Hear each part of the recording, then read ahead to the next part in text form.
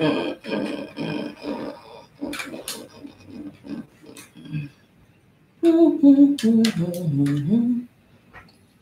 trying to get all the books in there.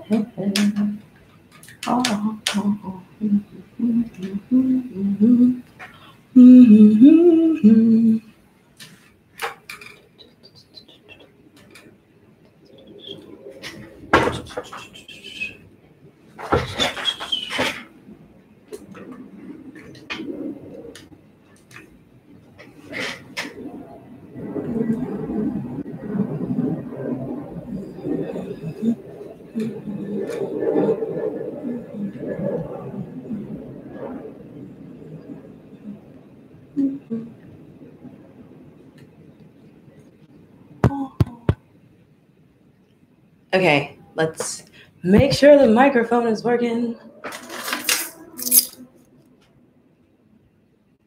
And that my cellular device is off.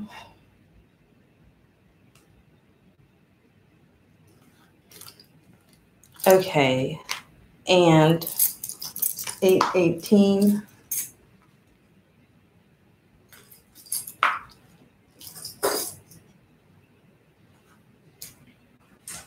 Hey guys, this is like really exciting. Oh, thank you. eBay special.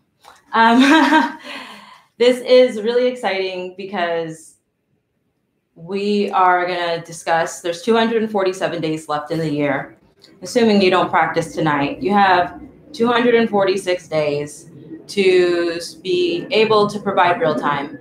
And I really believe that if you follow the suggestions that I am going to share, and honestly, I don't know how long this is going to take. These always take longer than I expect. But if you have questions, just ask me and put them up in the chat box, and I will definitely be able to answer to the best of my ability. And so there's a lot of reporters that are working right now that have been working for even over 5 years that are unable to provide real time. And the fact of the matter is, I have a question. How many times do you think those reporters on average actually tried to even start providing real time before they gave up? And the answer is less than one. Many reporters feel that they cannot provide real time and therefore they don't even try. And we need real time court reporters out there. Not even if you're even if you're not providing real time for pay, meaning you're not necessarily setting up iPads or tablets or streaming your real time to another location.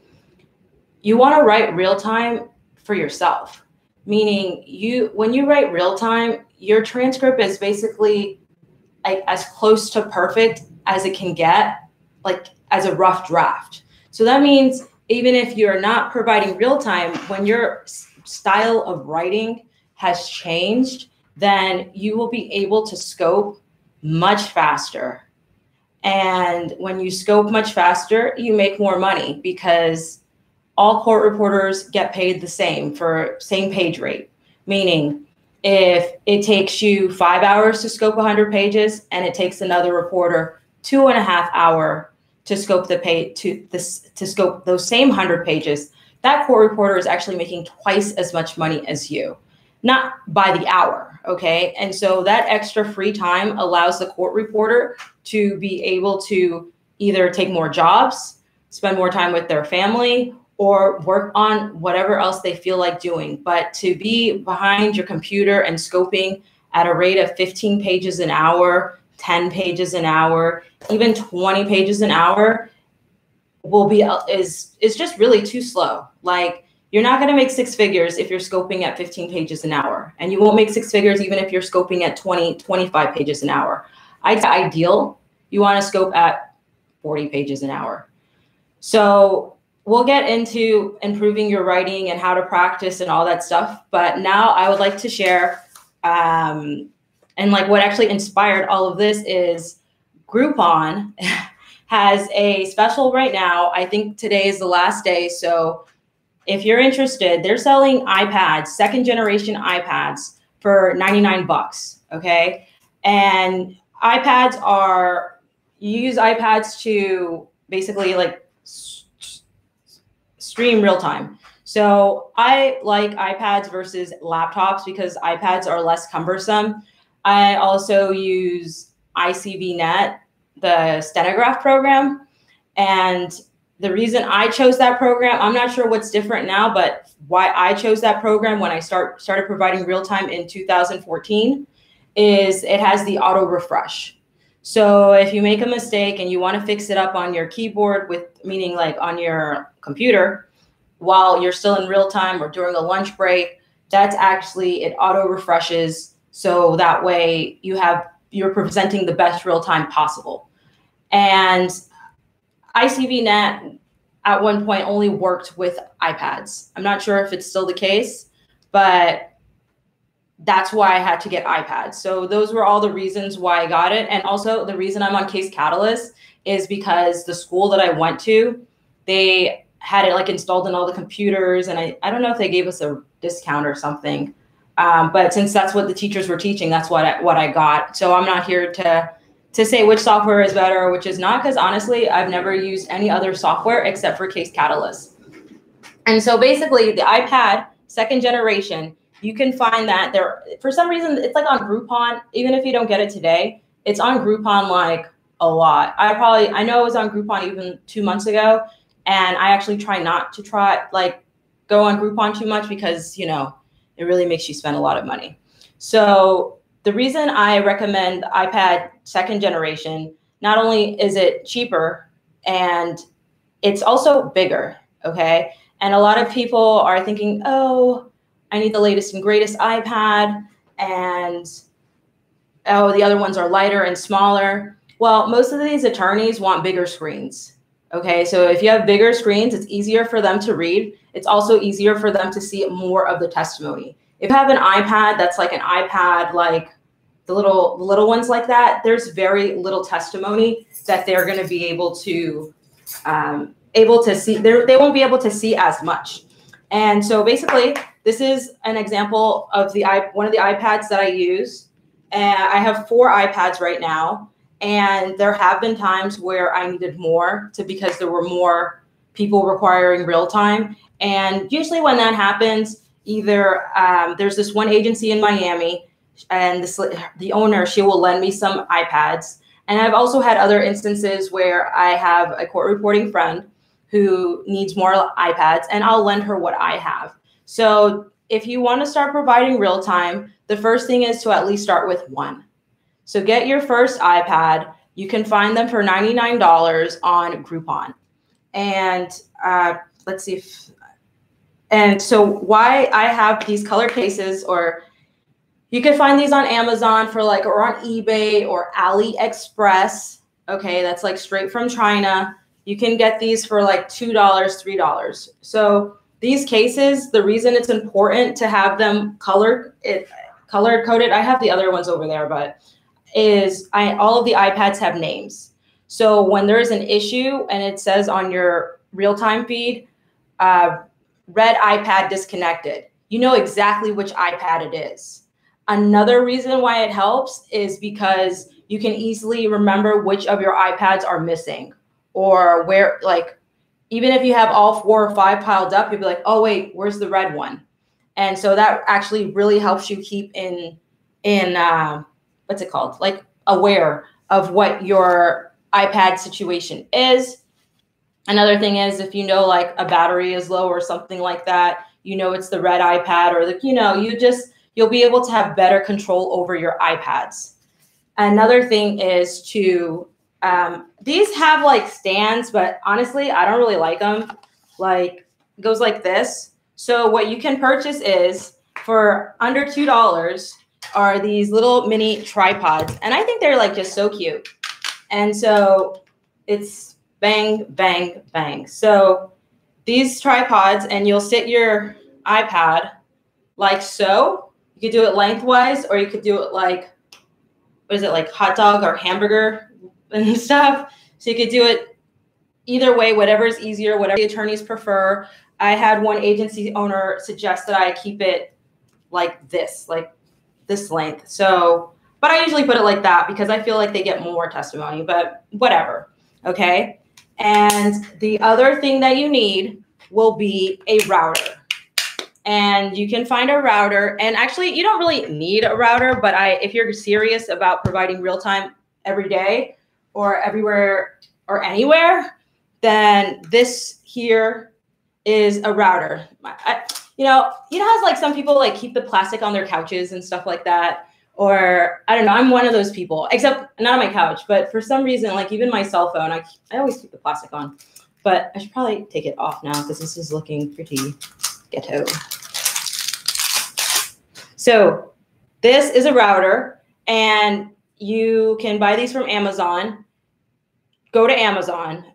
There's other places that have routers for sale, but they're not as affordable. So you can get this for like 30 bucks, 40 bucks. I actually have another one and I lost it at a job, and it doesn't have all of this going on. It's actually a plug that you just plug into the wall, and now you have your own router and your own like basically Wi-Fi system. So the reason I recommend having your own router is because you are not relying on the the Wi-Fi of the law office where you're working. And also, when you're connected to the Wi-Fi, when you're connected to your own router, it helps you because one is it'll help when you're on this. There's no internet, so it's just like I'm not really sure exactly what the word is, but basically you could only connect to your real time. So it helps you not be distracted on the internet. So that's like you won't be tempted to do anything on the internet because there won't be any internet because you could only have one connection at once. The tripod, if it wasn't eBay, if it wasn't Amazon, it was AliExpress. So, but these are like $2. And the covers, same thing. It's either one of those two or three.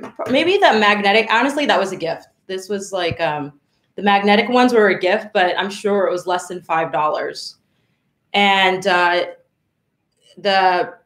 this is Amazon 100% for sure. You could probably get it at Best Buy, but whatever. And the other thing, what's good about this is that when these attorneys are connected to your iPads, they also cannot go on the internet.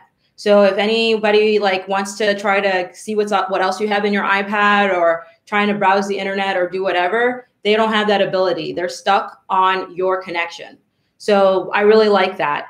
And for your iPads, I recommend only having the software that you need to stream real time. So like I said, mine is Case View. I don't have a bunch of games or my own personal stuff on there, except for one iPad I do.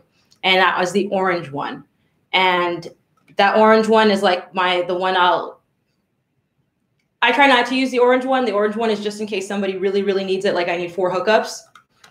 And so that's why, but I recommend that you keep these only for work purposes. And that way, people are nosy and people get bored in depositions. Okay. Even though these attorneys are getting like paid $300, $400 an hour, they may go through your iPad. So try to keep nothing private on there. And what else about this? But if you're not ready to provide real time and you're just wanting to kind of get your feet wet, then you don't need this. You don't need this yet because you're not really, really providing real time. And by that, I mean, you're not getting paid to provide real time. Okay. And so how a lot of court reporters are scared to provide real time, like super scared to provide real time. And even this is how I figure you eliminate the fear. You eliminate fear by simply doing it. And how I suggest you start doing it is first, obviously, get an iPad. And there is also the software, Case View or Bridge, or if there's anything else, if people are in the comments and they know, please list it to help everybody else out. And those cost a fee. So I believe Case View is $297 the first year, and then maybe 197 every year after. And you don't need the latest software, which I found out when I had to renew mine. I think it was like in January. I realized, oh, wait, I don't also have to upgrade my software. No, you don't.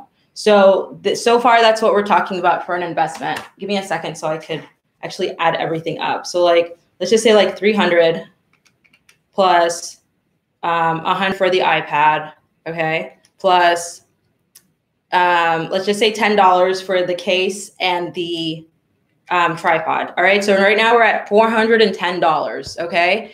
And how I recommend holding the iPads is through either you can get like a laptop bag, which you could easily buy at Marshall's, Ross, Target. What's the other one? What's the other cheap stores? Anyway, like those cheap stores, you know what I'm talking about. And or since they're so slim, since it's like it's really not that much stuff to carry, you could actually put it into your steno bag, depending on how many other things you have in your steno bag. And so in order to get out of the fear of it, as I mentioned, is just really doing it. So once you invest in that iPad and get the software, how I recommend doing it first is with interpreter depots, and start setting it up only for the interpreter, okay? And just say, hey, listen, I'm just trying some new technology, you know, and you know, could you just here, you could look at it here and there if you need to see what the witness said, or it's good for like a lot of, okay, because my parents are interpreters and they love it when I'm the court reporter because I'll give them real time, because sometimes it's hard to keep track of what everything has been said. So instead of having to pause every 5 seconds for the interpreter to interpret, if you have everything written down in real time, then the interpreter can just read from there. But you know, obviously the interpreter is still listening. But this gives you time because you know interpreter depots are so much slower. So this will help you a lot. And then when the interpreter is now interpreting into Spanish, English, Creole, whatever, not English because you should be writing the English, but into a different language, this is the time now that you work on cleaning it up. You know, if there was a word that came up wrong, clean it up. Okay, and so now you are now practicing what they call editing on the fly. I think that's what it's called, editing on the fly. And once you get more comfortable with that, I would even recommend setting up 2 iPads for the attorneys. Now, this is highly like controversial, but it really doesn't need to be. A lot of people are like, oh, wow, that means you're giving real time for free. Okay, first of all, most of these attorneys and those cases where you are providing that stuff, providing iPads when there's an interpreter, they would have never ordered real time anyway. Never. Like their clients can't even afford to pay their attorney. Do you really think they're out here looking to have real time on their auto accident case or their alleged slip and fall? No. So it's not that you're providing real time for free. It's not that you're devaluing real time. You should simply see it as I am interning. I am trying some new technology. I am trying to get over my fear. Don't see it as this is something that I'm doing for the attorneys. This is something that you're doing for yourself. And when you are knowing, because there are going to be attorneys that will look at the screen, when you know that, it actually gives you that rush, that adrenaline that your brain needs to actually focus more. You may feel that now you're not you can't do real time because you drop a lot or because you have a hard time paying attention. That is because your brain is not challenged enough. And so your brain is not in that mode. Like I'm reading a book about it now, but it's basically when there's a healthy amount of stress. And when the stress level is too low, you're likely to make mistakes and drift and you're wandering, and because there's nothing on the line. You know, these attorneys never ask you to read back. So to you may not even care if you drop this and drop that because you're thinking about what you're having for dinner tonight. Whereas now, if you know these attorneys are watching, it gives you a healthy amount of stress and you're going to write better. And now that you're getting better at setting up your real time, when you go home, that same exact transcript that those attorneys were reading, it's almost clean. You may not even need audio at all to be able to produce the transcript. I've had interpreter depos that I've done so good at, put Realtime at, that from the job site, I send it directly to a proofreader. I don't even scope it. It doesn't need to be scoped.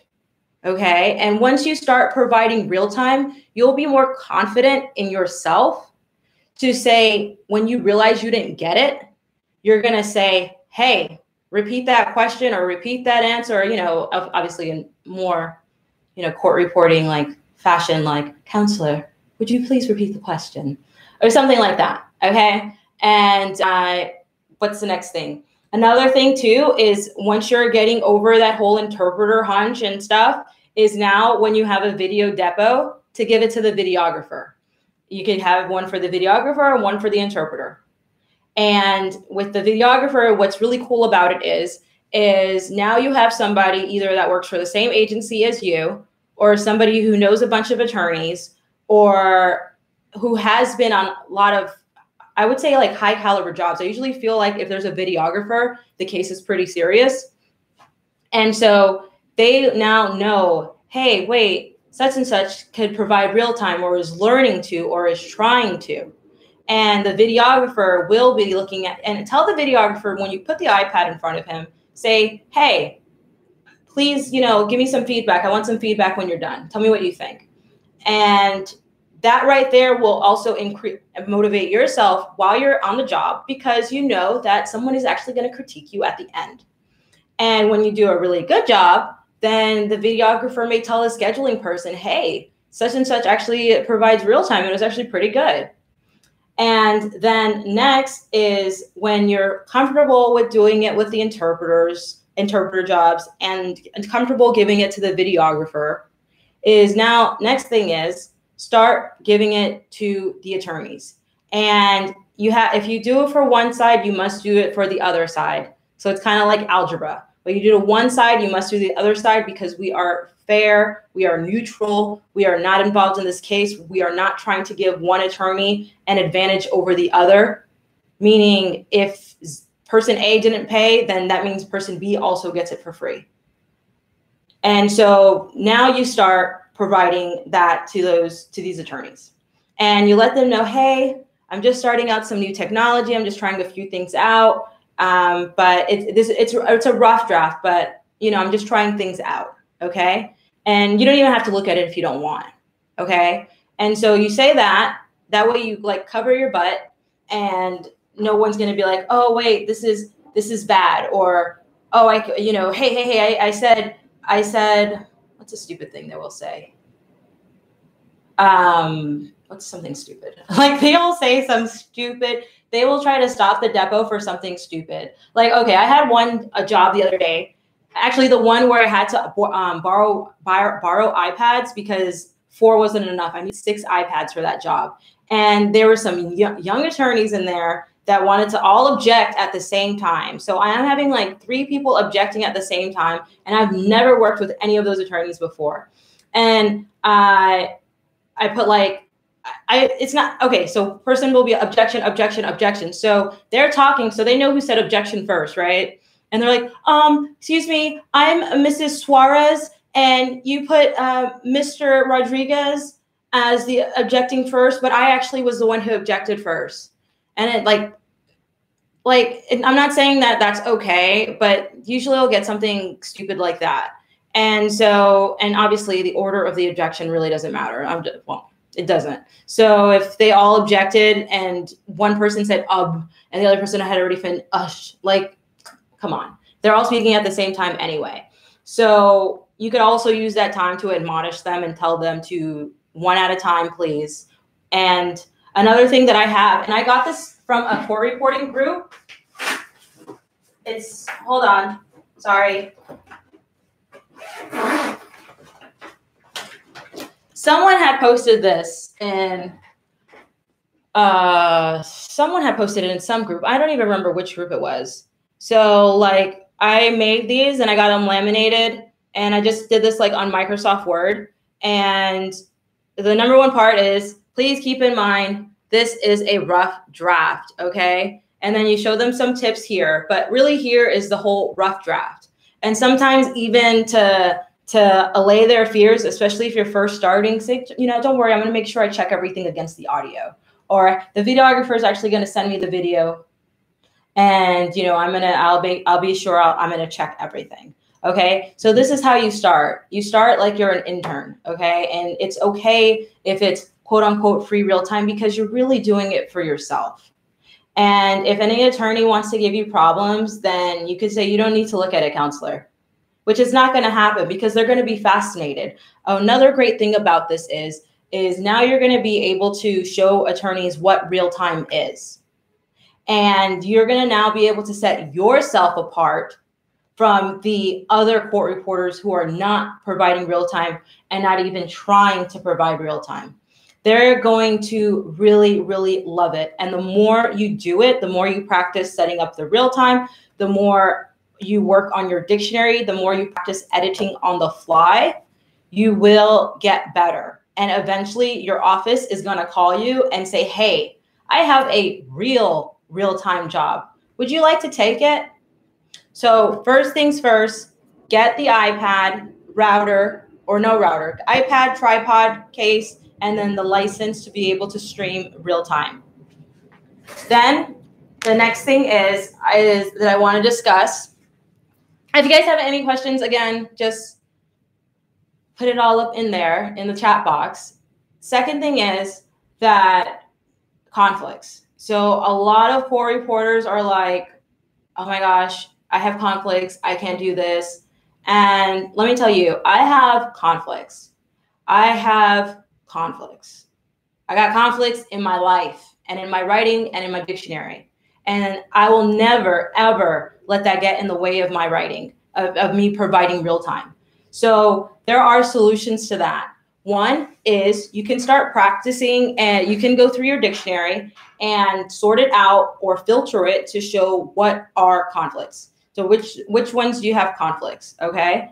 And you can just start eliminating them one by one. Also, there are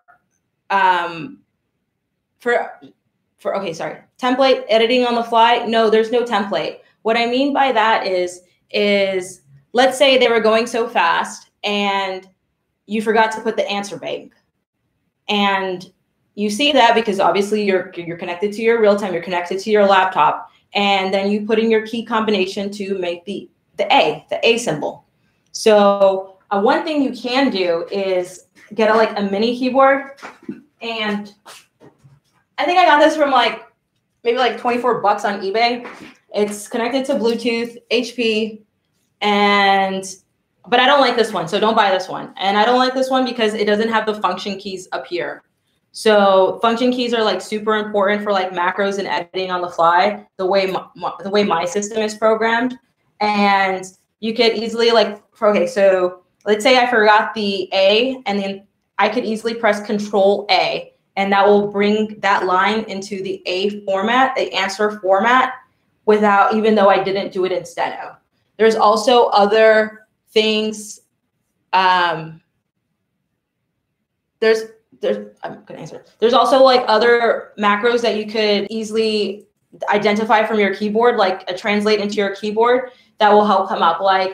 I have a video about this. It's called edefines. So that's really for Case Catalyst, but I know Eclipse has a similar function. Usually anything Case Catalyst can do, Eclipse can do. They just have different names. So you could easily edit on the fly by doing that. And also, let's say you didn't capitalize a word, you could easily capitalize it from the keyboard here or the keyboard on your laptop, even though it was from a question or 2 questions ago. There is also other tricks that you can learn, so where your screen won't follow the real time, and that way you'll be able to edit while they're talking, or you'll be able to. There's a lot of tricks in your software that will actually help you be better at real time.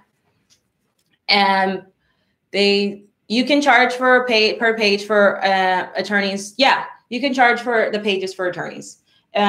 Usually, I think it might be $2 a page or something. And then you could charge rough draft, but every agency is different. And I'm not sure what every state or country is doing, but I charge for real time. There are times that I provide free real time, and that's either because one, I just know it makes me a better writer. When you know someone's watching you, you just do it better. I mean, just straight up, you do. So if me giving them free real time while there makes it easier, so when I go home, I scope much faster because there's no daydreaming when you're doing real time. But there's a lot of daydreaming if you're not, you know, there. I mean, I don't know. I'll be the first to confess if they're like straight up. I will daydream and I will drop if no one's looking, or if I'm not paying attention, or if I have other things on my mind, or if this is too boring. But all of that becomes eliminated once I put those screens up.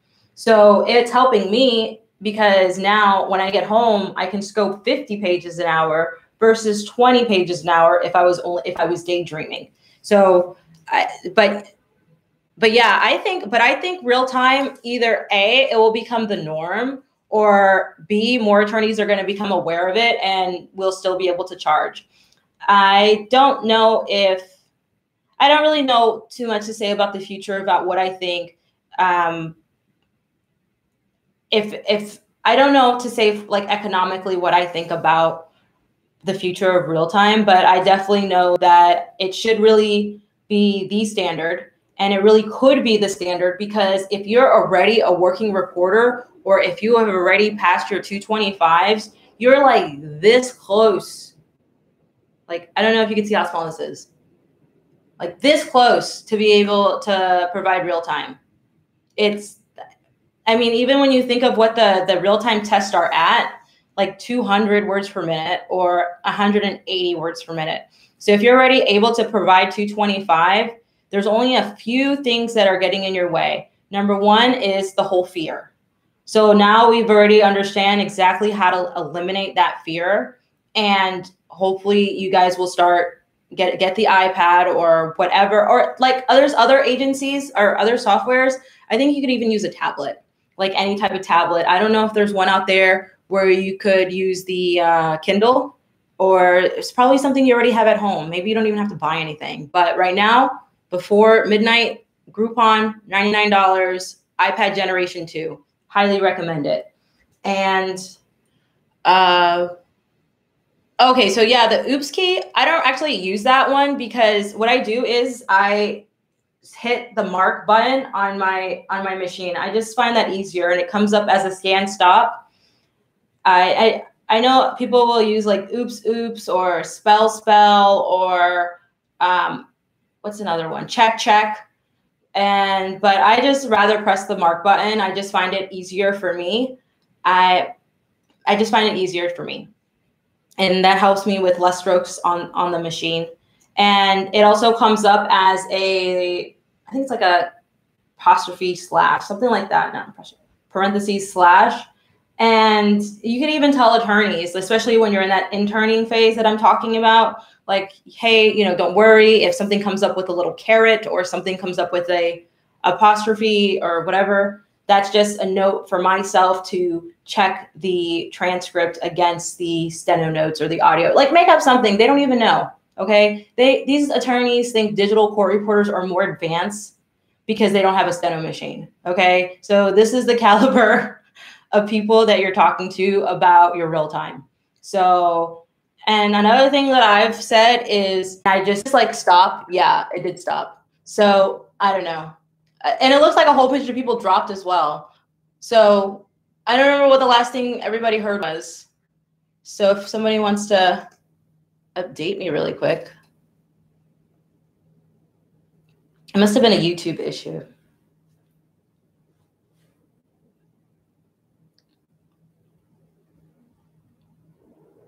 Nobody?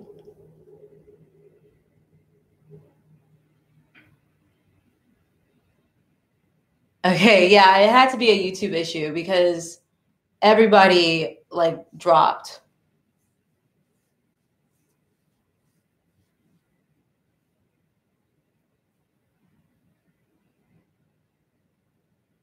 So, okay, then I'll just start because nobody's telling me where we left off. Okay, So for the conflicts, there's macros that is either installed in already in your dictionary, like Case Catalyst comes with a real-time dictionary, which is basically real-time commands. So you can program that to select so you could easily select choose conflict 1, choose conflict 2, and you could easily do that in real time. And then let's say you use the second option.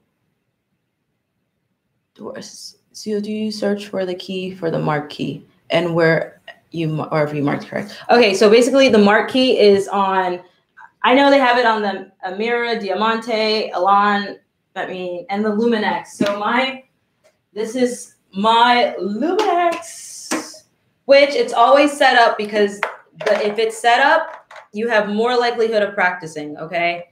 So once you come home, just make that a ritual. Set up your machine. You don't have to set up your laptop. You don't have to hook it up, but just go home and just set it up. And you don't even have to practice, okay? But you're more likely to practice if it's already set up. So my mark button is, well, let me act like I'm typing. And then here's already set up. So my mark button is, well, let me act like I'm typing. And then here is the mark button. So I just press that. And I know it's like black on black, and it even says here like mark. So you press the mark button and then this slash and exclamation point will come up. And that will remind me to check it later. And when it's in real time, the same thing comes up. And so that way I can easily scan, stop, like go scan through the Depo while in the Depo or during a break. So I could either A, check the audio, or B, ask for a spelling. And off. Okay, B, ask for a spelling. And off. Okay, and then what else is on this list? Okay, so then once you realize you have a bunch of conflicts, or even if you don't have a bunch of conflicts, and you figure out, okay, I still want to kind of work on them, then figure out a system too. So my thing is you can use the Asterisk, which please start using the Asterisk if you're not already using the Asterisk. It is a key on the stenotype. It is made for a reason. Just because it feels uncomfortable. Imagine if you said initial S feels uncomfortable. Would you just stop using it? Obviously not. That's like stupid, right? So why are you doing the same thing for the Asterisk key? So don't do that. Use the Asterisk key. If you need to, get double wide Asterisk keys. So one thing you can do is if it's a proper noun, use the Asterisk key. If it's a word that's not used that much, then use the Asterisk key. Or if it's easy for you to remember because of the Asterisk key, like where you could have some like cute mnemonic for it. Like, okay, so I have baseball and basketball. Basketball is B-B-L. Baseball is B**BL. And I remember that because I'm like, oh yeah, baseball has a tiny little ball. And that tiny little ball is the asterisk. That's how I remember it. And so that's a way you can eliminate the conflict. And then what else is next? Act like every job is a real-time job. So how you're going to do that is you show up early, okay? Show up at least 30 minutes early. And sometimes these attorneys are not going to want you to set up and they want you to sit in the waiting room. Or I hate when you show up early and they kick you out of the conference room so opposing counsel can talk to his client. I'm like, bruh, you couldn't have talked to him yesterday? Didn't he retain your services like 4 months ago? Like, now you're going to kick me out for preparing for my job because you failed to do yours? I hate that. I hate that. So anyway, show up 30 minutes early.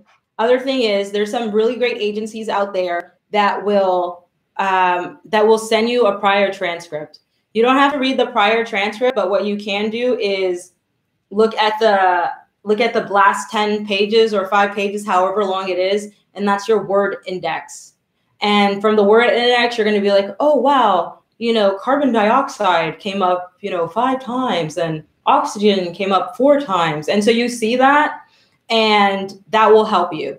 Another thing you can do is Case Catalyst has oh gosh, guys.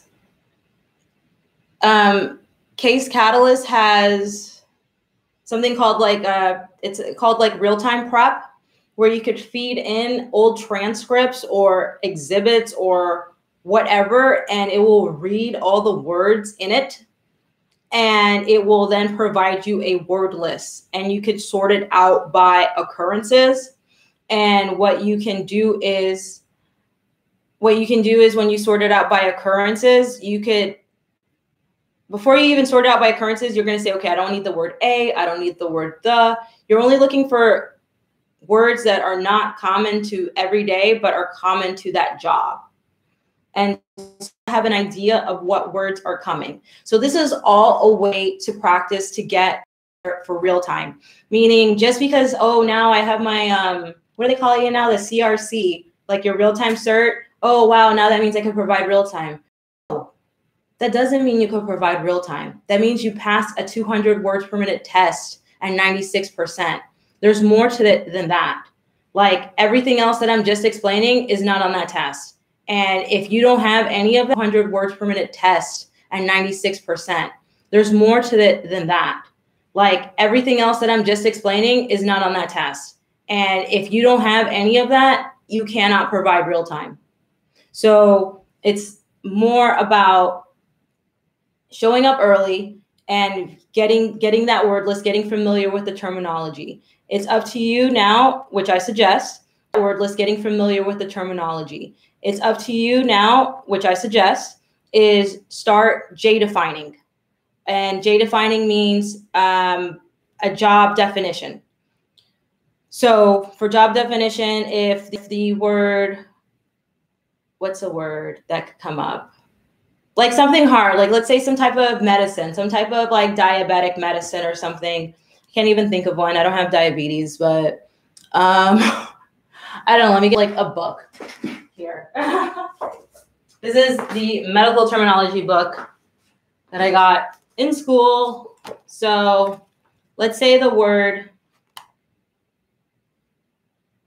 thrombus comes up. Actually, I've done a lot of those with the that neurologist last night that I was talking about that I have a secret crush on. He says this word a lot. Honestly, I don't even know what the word means, okay? It's like you don't have to know what the words means as much as you have to know how to hear them and spell them, and then have a great proofreader and then know how to use Google to make sure it makes sense. So if you see that thrombus comes up a lot, you might be like, okay, thrombus is going to come up a lot. It says it. It says it. I see it all over the exhibits. I see it all over the real-time prep. So that means, I'll just write it TRUMS. It says it. I see it all over the exhibits. I see it all over the real-time prep. So that means, so write it TRUMS. And I'm not even sure if that is a conflict with anything that I have in my dictionary. But most of the time, it's okay to have a conflict, especially if it means getting something down where at least the word will come up versus not having anything or having real-time vomit. And real-time vomit is getting something down where at least the word will come up versus not having anything or having real-time. Real-time vomit is when you try to write something out phonetically, but a whole bunch of other words come up and it doesn't make any sense and it just throws everybody off. And if you ever get into like a real-time vomit type of situation, it's just better if you use an initial. So let's say you keep messing up thrombus for whatever reason, just put T instead of trying like TRO, like, and then M or TROM and then BIS and then, okay, so if I put TROM BIS, I would get tropical business. Even though attorneys are pretty smart, they're not going to be able to decipher something like this. They'll be able to decipher break versus break or wave versus wave. But real-time vomit is when the only person that can get it is the stenographer while reading their steno notes. So you would be better off either making a conflict where, okay, so TROMS for me is tropical storm. It would be better if you just either define thrombus as tropical storm or have it as a conflict and you select thrombus, using a macro. And yeah, so, and obviously if the word TROMS is coming up, I'm sure tropical storm is not going to come up, okay? So that's one thing. And so when you have the word list ahead of time, that will help. Like to call an attorney and be like, can I have a word list? First of all, I don't even know if they really would know what you're talking about. What you have to do is if you want a word list, you ask the agency, hey, let me get the prior transcript or anything on this case. Give it to me in ASCII form, so that way I can put it into my software, so my software will generate a word list for me. Another thing you can do is, Dade County is really good about this. We have the clerk of the court. And when you go on the clerk of a court, you can put in the case number and you can get a copy of the complaint. When you get the copy of the complaint, that's where basically the complaint is where the plaintiff writes a letter called the complaint saying, this is why I'm suing such and such. So and then they're going to give a basic overview of the case and a basic overview of the evidence that they are proffering, they will be able to bring in. And so from there, you will get the names of people who are participating in the case, like whether, hey, they slipped at Walgreens.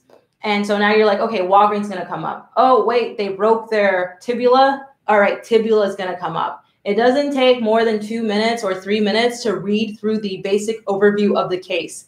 Those 2 or 3 minutes that you read the basic overview of the case is going to save you tons of time, even if you're not providing real time. It's going to save you so much time because you'll already know what it's like you're not going to go in there blind. And so many times we walk into a job and we are like totally blind. We have no idea what this case is even about. You know, I mean, sometimes and that's why also when your agency sends you the work, say, I need the notice of taking deposition. You're paying these agencies 35% of your income. And some of these agencies are taking 50%, but I am not going to get into that. But you're paying them to work for you. So you tell them, no, I need the notice. Make sure attorney such and such gives me the notice. Get the notice. Tell them, wait, you're hounding me so I can have transcripts on time? Get me a prior transcript. Get me that prior transcript so I already know what to expect when I come in. And another thing is, if you want to make your life easier and you want to make your real time better, ask to stay on the same case. So let's say they say, okay, we're doing deposition of the corporate rep. All right, great, cool. Now, next Friday, we have the deposition of the manager. Make sure you tell your agency, hey, I know that they have the manager's depo is next Friday. I just took the corporate rep and it's Tuesday. Please assign me that job on for next Friday.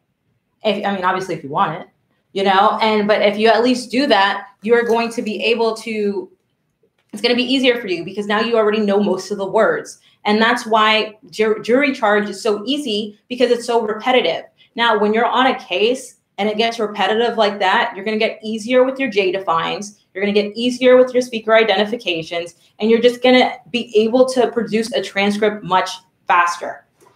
And also another thing is when you get the complaint, sometimes depending how far along they are in the case, and also another thing is when you get the complaint, sometimes depending how far along they are in the case, you can find a witness list and you could find an exhibit list. So that's where you could find the the spellings of people's names. Another thing is, like, in order to avoid real-time vomit, as I call it, is when they're saying names. Another thing is, like, in order to avoid real-time vomit, is when they're saying names, I had one on 2 days ago. It was like Dr. Aloyeti or something like that. And I just put Dr. A or Dr. At or Dr. AD, things like that. It doesn't need to be perfect. These attorneys know exactly what you're talking about. And if anybody wants to say something, you say, well, counselor, would you please spell the name? because they're going to have at least enough common sense, and you've already told them this is a rough draft, and you're doing it for free at first because now you're just interning. That will be the opportunity for him to be like, yes, I need the spelling of the name. Another thing, if they have some really hard name, like, what's it called? Give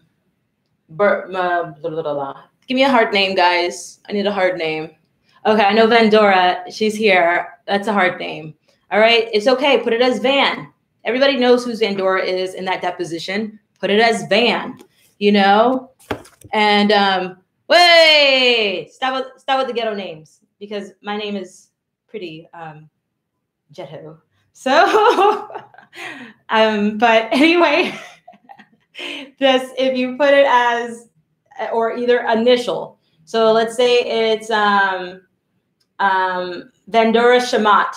All right, just put it as VS, or maybe not VS, because VS could be like versus, but something like that, Van S or something. You're going to check it later. Perfect. I knew you were here. I knew you were here. I knew you were here. I knew you were here. So about medical testimony, the whole thing is there's like 1 million words in medical, okay? Like a bajillion words. And like I was like on a mission where I'm like, I'm going to learn all of the words. And I think I stopped I didn't even get to page 20, okay? I think I stopped on page 9 is the last page that I did, okay? Because page 9 is, because first of all, they're going to say all the words, okay? They're going to say all the words. You're going to go home with the exhibits, and they know you're not a doctor, okay? They know you're not a neurologist, so you could even ask them, can you spell that? But you're not even going to have to, because either A, you already went to, you already checked, you already have the previous transcripts, or you have a copy of what they call the expert report. So when an expert does evaluates a patient, they make a report, and it could be like a page long, maybe it's 2 pages long.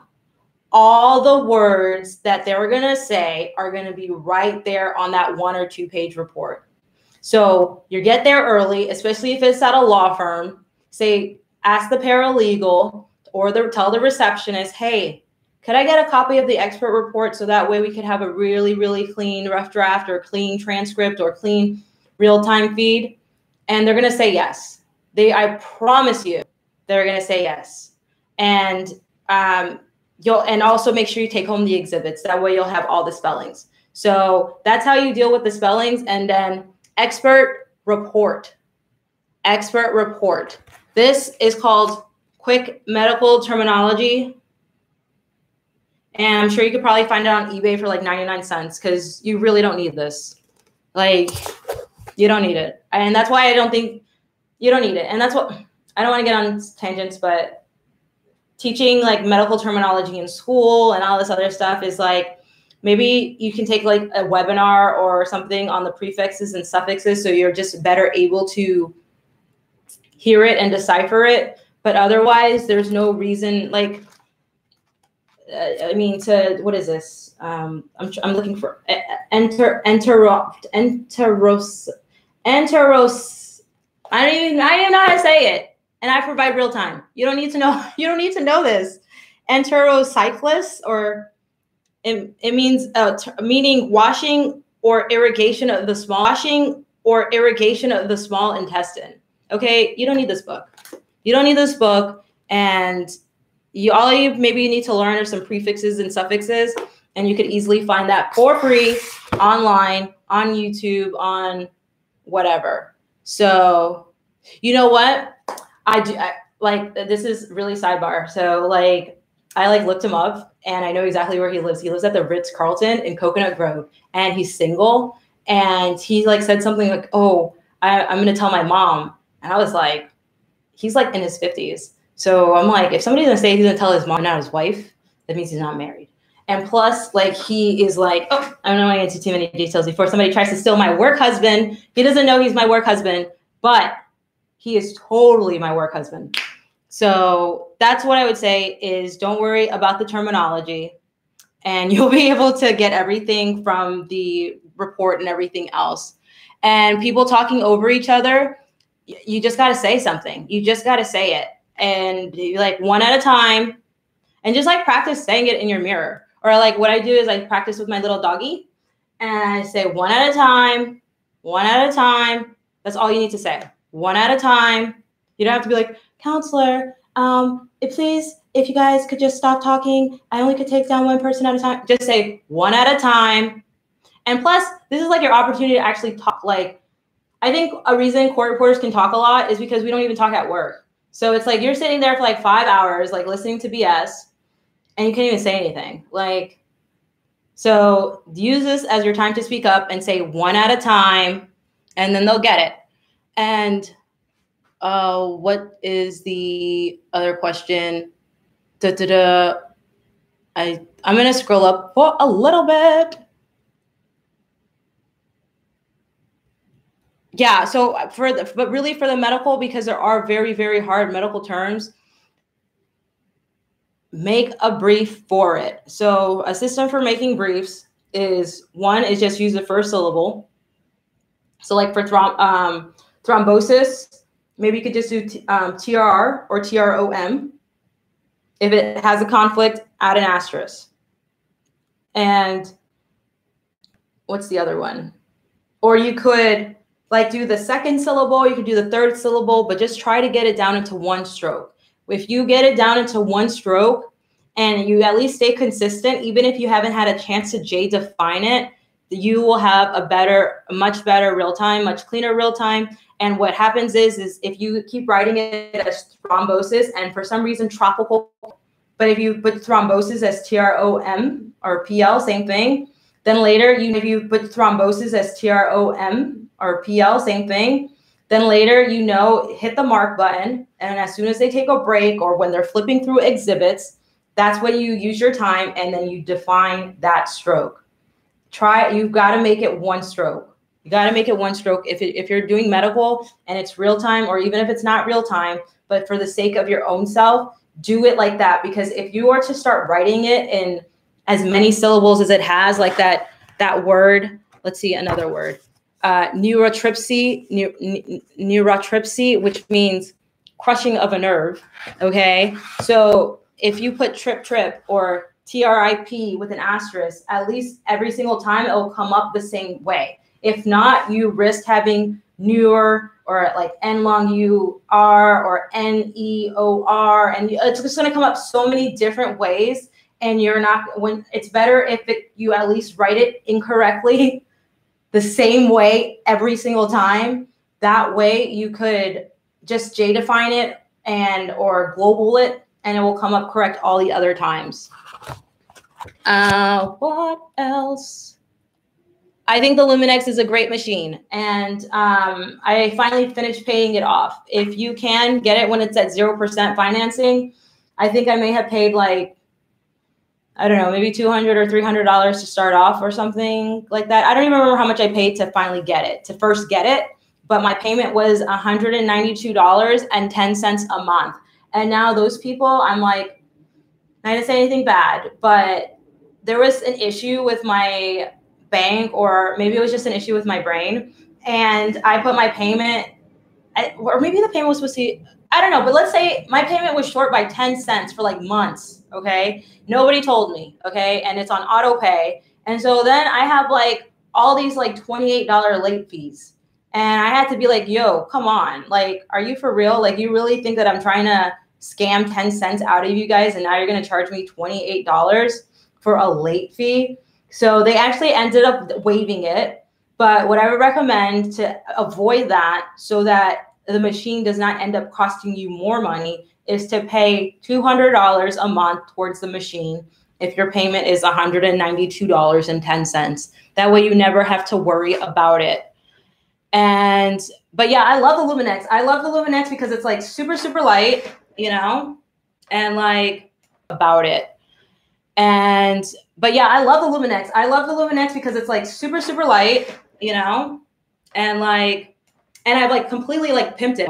This is like how I pimped it out, because if you don't have an SD card, you won't be able to record. It won't be able to save. So if you forgot your SD card because maybe you left it in your computer, which you left at home, then you always have a backup. And one of my best court reporting friends, her name is Laura Fish, and she's like usually every court reporter's best friend. So she told me, always have a backup plan and a backup man. So this is the backup plan. And yeah, and then I also have this like cable yo-yo. So for my microphone, so that way, even if you have like a 6-foot microphone, you don't have to like be dragging it everywhere. You could just like have it here, and you see it's like black and black, so it looks like it belongs. So it's like really, really cute, and I love it. I really, really love it. And I mean, I just love that it's light. I mean, because I walk to work, so my motto is if I can't walk there, I can't work there, because you do not get paid to commute. And do not let these agencies abuse you, having you drive 20, 30 miles for a CNA, which is a certificate of non-appearance. Don't let them do that to you.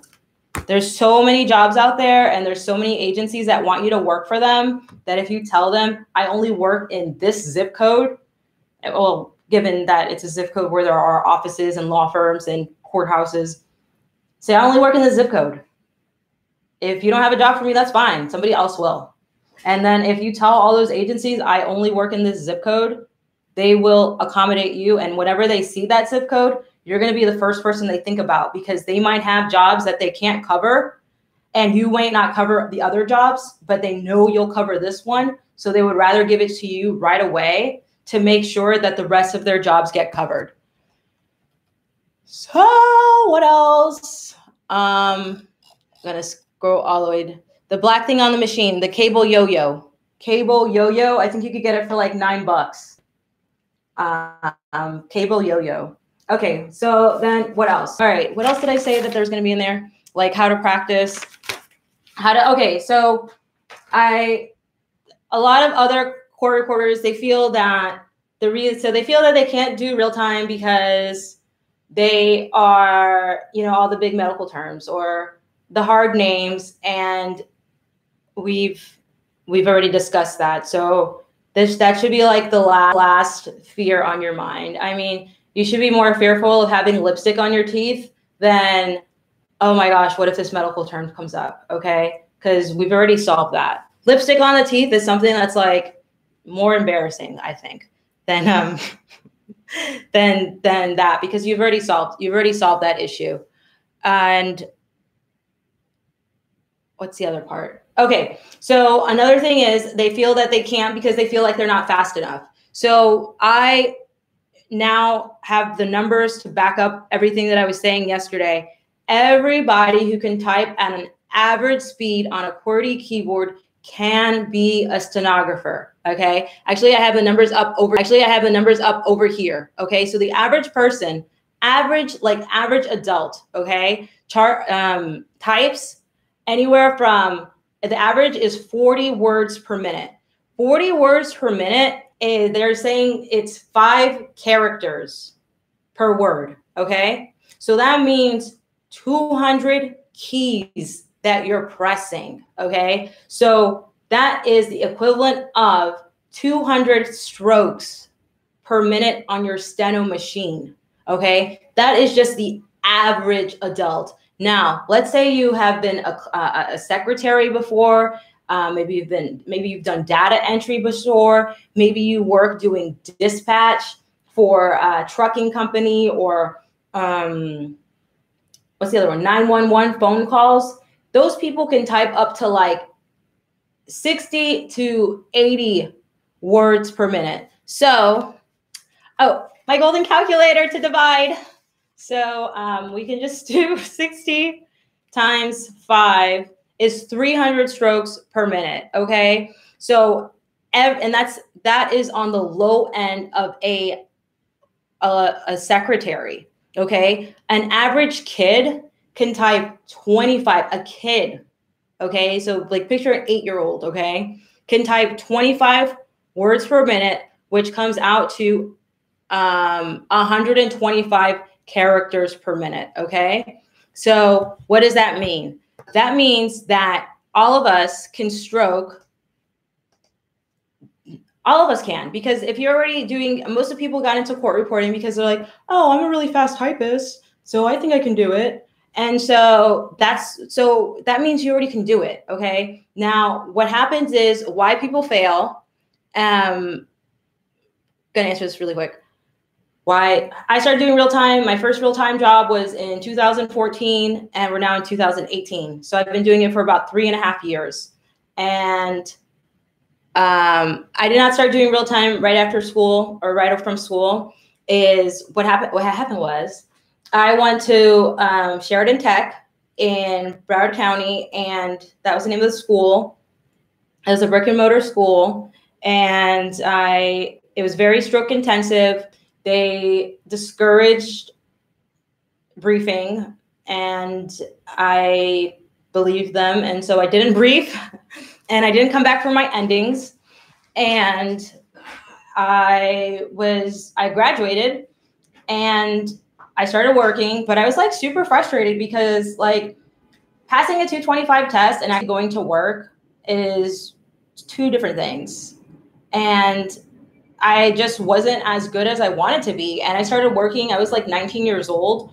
And I'm like, this cannot be like the rest of my life. And I was like really frustrated. I was practicing. I was really trying everything that I would see on, back then it was depoman.com. And then now there's like these Facebook groups. So I would be going on there and I'd be trying to get better, and I just couldn't. I tried going to two other brick and mortar schools, and they all sucked. Well, I'm sorry. Which one was the other? Okay. Miami-Dade College sucked, and they actually later closed their program. But I went there because I felt like, oh, now I could have like a bachelor's degree or an associate's or whatever. And then that program sucked.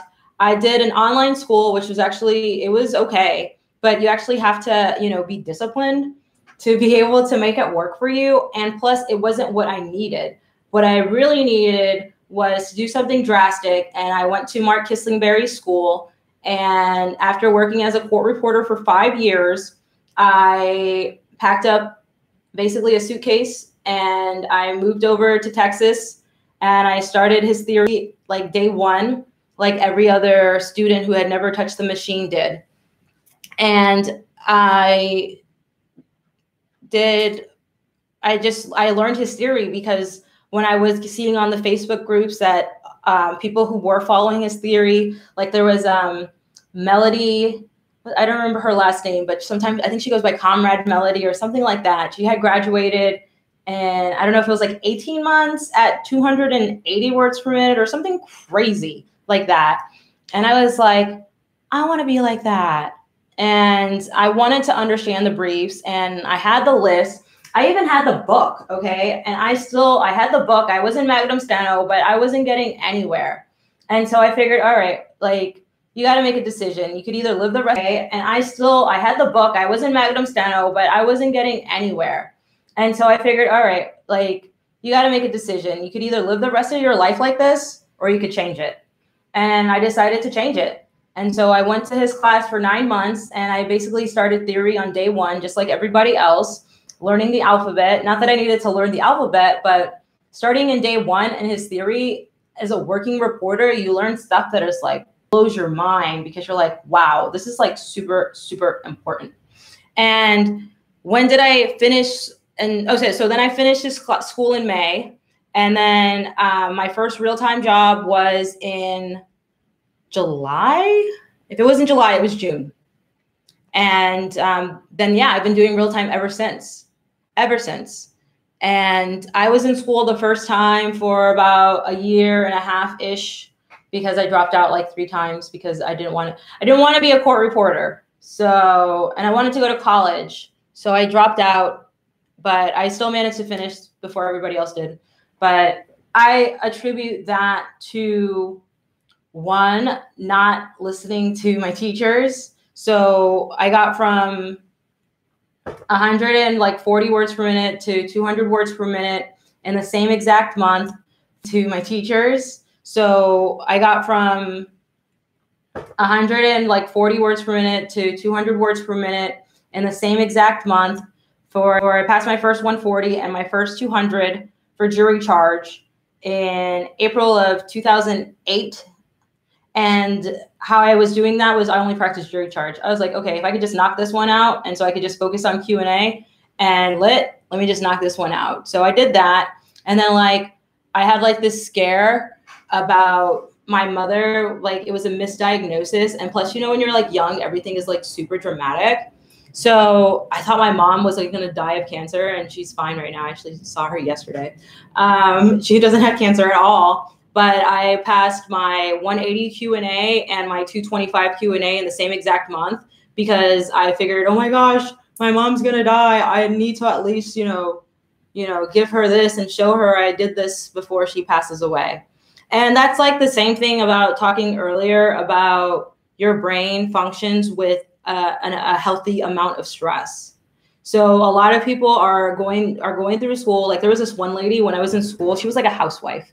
Like she drove a Hummer to class and she was always wearing Juicy Couture. And I think her husband was an attorney. And like, she was just in school just to like not be at home. And like, she drove a Hummer to class and she was always wearing Juicy Couture. And I think her husband was an attorney. And like, she was just in school just to like not be at home. And so she was like at 80 words per minute for like years. And I think it was more of a social thing for her. And so I think she didn't have the drive to. Now there was another woman and she was a great inspiration to me, like super, super great. And we went to school together. She started in theory before me and she was able to finish school like within 2 years, or maybe it was a little less. And how she did that was she worked full time working like at a supermarket. Sometimes she even had to leave class earlier so she can go work her job at a supermarket, and she worked full time, probably getting minimum wage. So she had a huge reason, a huge why to get out of school. So I am going to answer more of the questions. Okay, so okay, and then okay. Do I brief? I brief almost everything. I do not believe in writing anything out. Writing everything out is a way to fail. And a lot of these theories are very stroke intensive. And honestly, I'll just say it, like schools don't make any money when you graduate, okay? Like some of the public schools do, and some teachers get bonuses, but some of these schools don't even care. They're like, okay, you're gonna take 5, 6, 7 years. Teachers get bonuses, but some of these schools don't even care. They're like, okay, you're going to take 5, 6, 7 years to graduate. That's fine. That's 7 years of tuition. Do you really think that they want you to graduate in a year? I mean, it's business to them. So that is what I'm starting to think. And I have a speed clinic that it's like a 3-day workshop, and I wanted to do it at a court reporting school. I'm not going to mention the name of the school. And I went back and forth with like I'm not going to get too many details, but basically I said, hey, listen, I have this program. It's a 3-day workshop, and I actually would like to do it at your school for the students for free. And it will only be for 2 hours that I will do for free. But with me being there in that time frame, they will learn over 600 briefs and phrases. Okay. I told them I was going to do that. I told them I was going to pay all my expenses to get there. And then I got an email back that said, after speaking with the instructors, we believe that this would be a burden to the students, and therefore we cannot schedule you to teach. And I'm thinking to myself, what? How, if it's a burden for your students to have 2 hours of instruction, then they definitely don't need to be court reporters. And you really need to check up what kind of people you're allowing into your school. And then I spoke to another court reporter who told me that there was a student who went to school with her and went to a Mark Kislingberry boot camp seminar type of thing. And when she returned, she decided to drop out of the school because she realized that school was not helping her advance. And then that's when I realized that this is why the school doesn't want me there, because once I share about how great it is to be able to write faster, how you can graduate faster, and how your life can just be easier, it's going to probably be everything the school wasn't teaching them. And they'll probably be mad at the school, and they'll probably drop out or try to transfer to another school that actually cares about having people graduate. So I am a court reporter in Miami, Florida, and I love it. I absolutely love it. So I live in the city. Like, I live, I don't know, less than a mile away from the courthouses. I live like less than a mile away from the family courthouse, less than a mile away from the civil courthouse. I have law firms in the building that I live in, on the like 18th and 17th floor, and I have one in the lobby. It's like I live in a condo / hotel / commercial building. And then I have like Regis Center right across the street. Holland and Knight is right across the street. Like, yeah, basically I live where all the lawyers like to put their law offices. So, okay, now next to how to practice and to shorten your writing. Okay, so everything. So this all goes to like shortening your writing. A lot of us drop, and we drop. For freelancing, I like to freelance because I like to travel and I like to be in control of my life. So, and I honestly, I'm unemployable, so I could never hold down a job. So it's better if I freelance, because I could say, hey, I need the next weekend off or next week off, or I even need next month off because I'm going to Europe. Like, when you're a freelancer, you can do stuff like that. When you're a freelancer, you can say, hey, my kid needs to pick up my kid every Wednesday at 2:00. Therefore, I can only work Wednesday mornings. Can't do that when you're an official.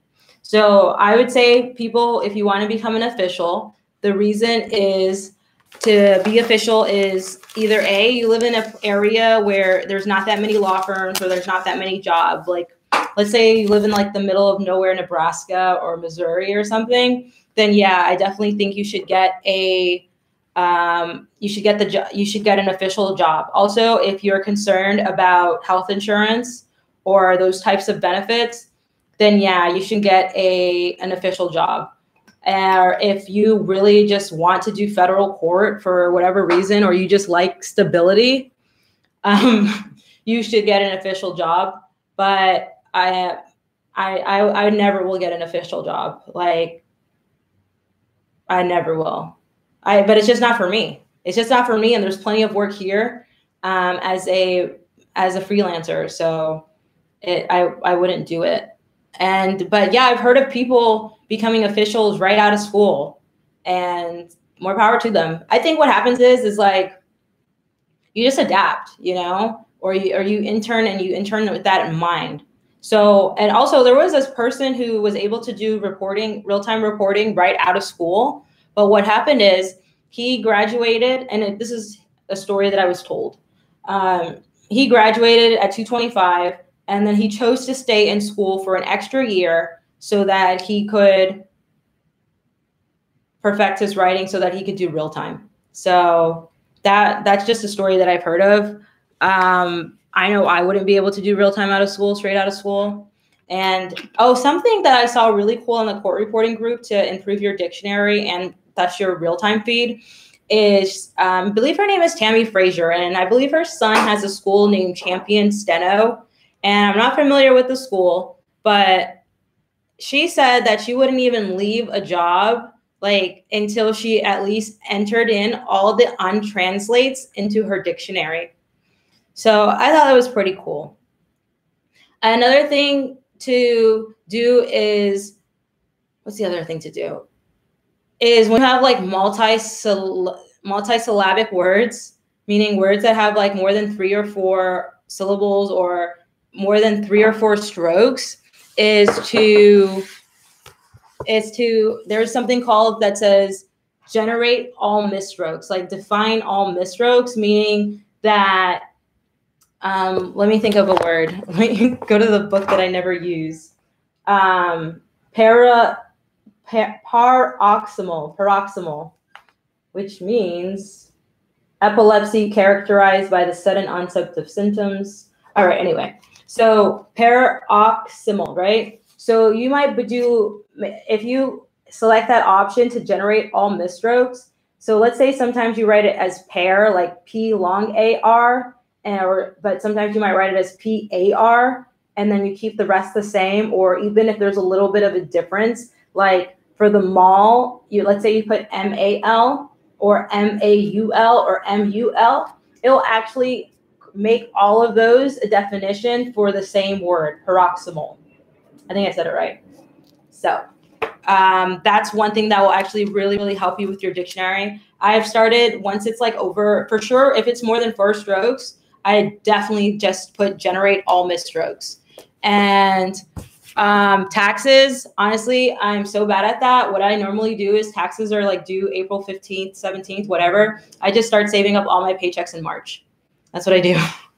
And I've always been able to do it. So, and yeah. Okay. So now how to practice and shorten your writing is the key, because when you have less strokes, that's less chances for misstrokes. Okay. So when you're all trying to write things out and,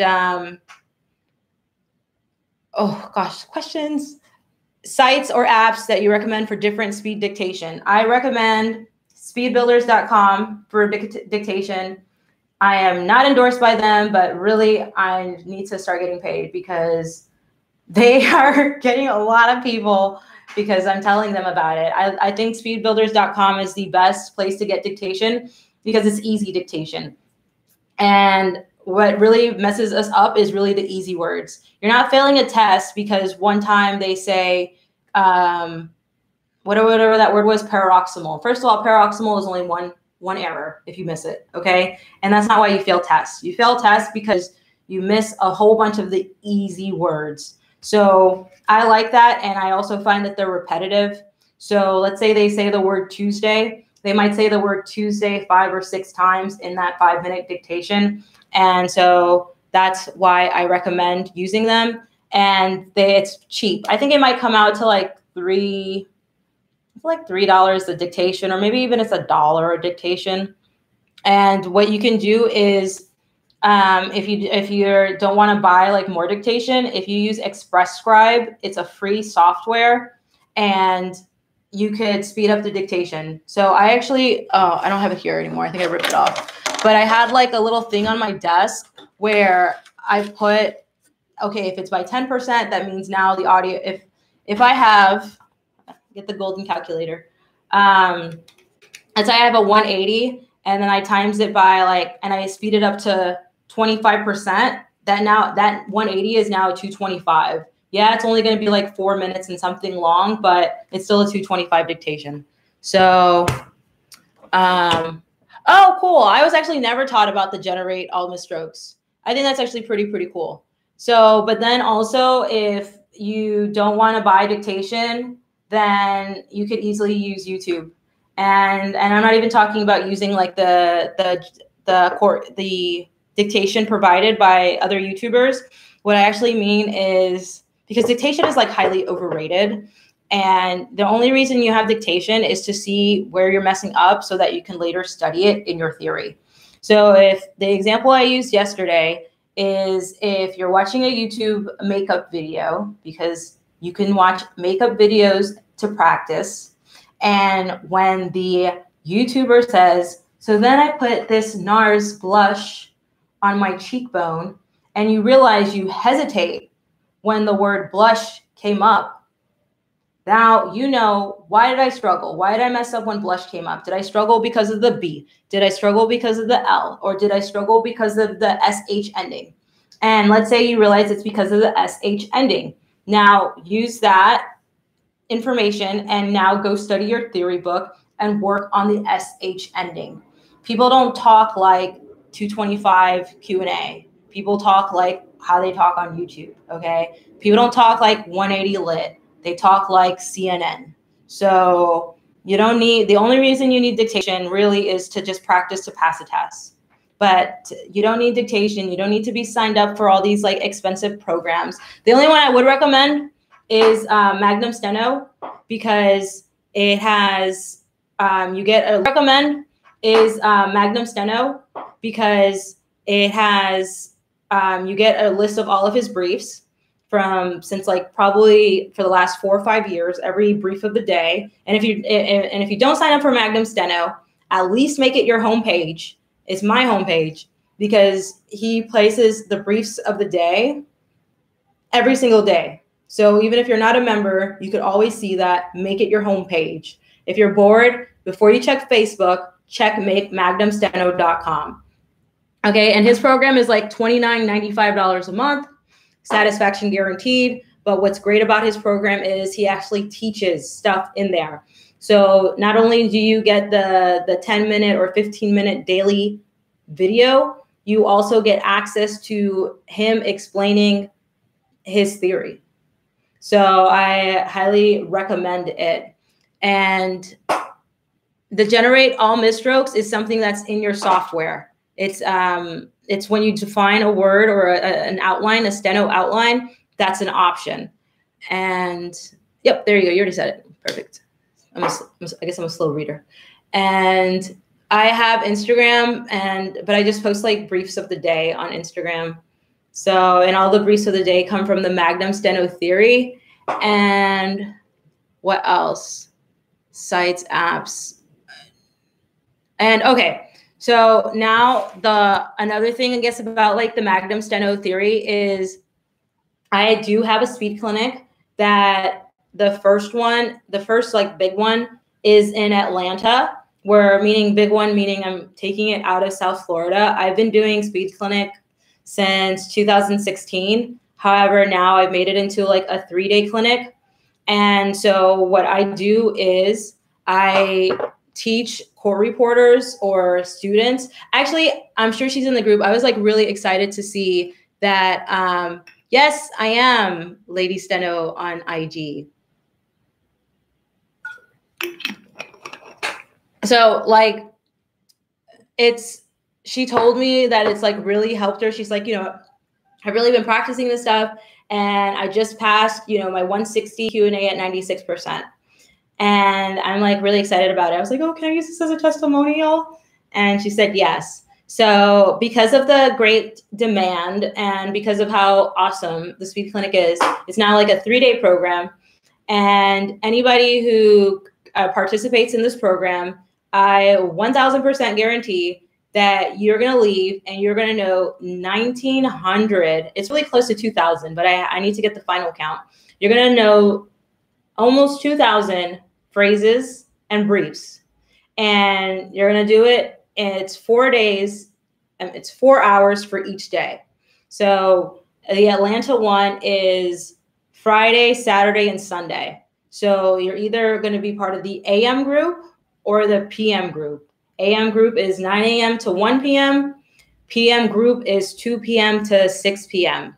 So if you're a working court reporter, you can still take maybe a morning job, a morning hearing or something. Or if you have kids to pick up or whatever, you can take the AM session.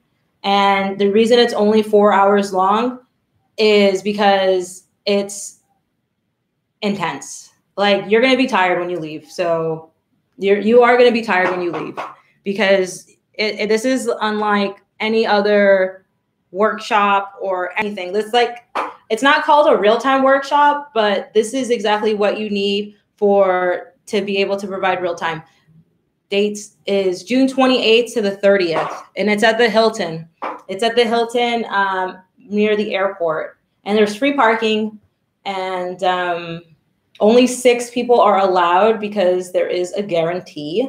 So everybody needs to learn, and you will learn. So most people are not afraid to provide real time because of messing up the medical terms. Most people are dropping the what is a, or what is the, when you refer to, when you say, where did you, where were you going? Like some of us will just drop that entire sentence.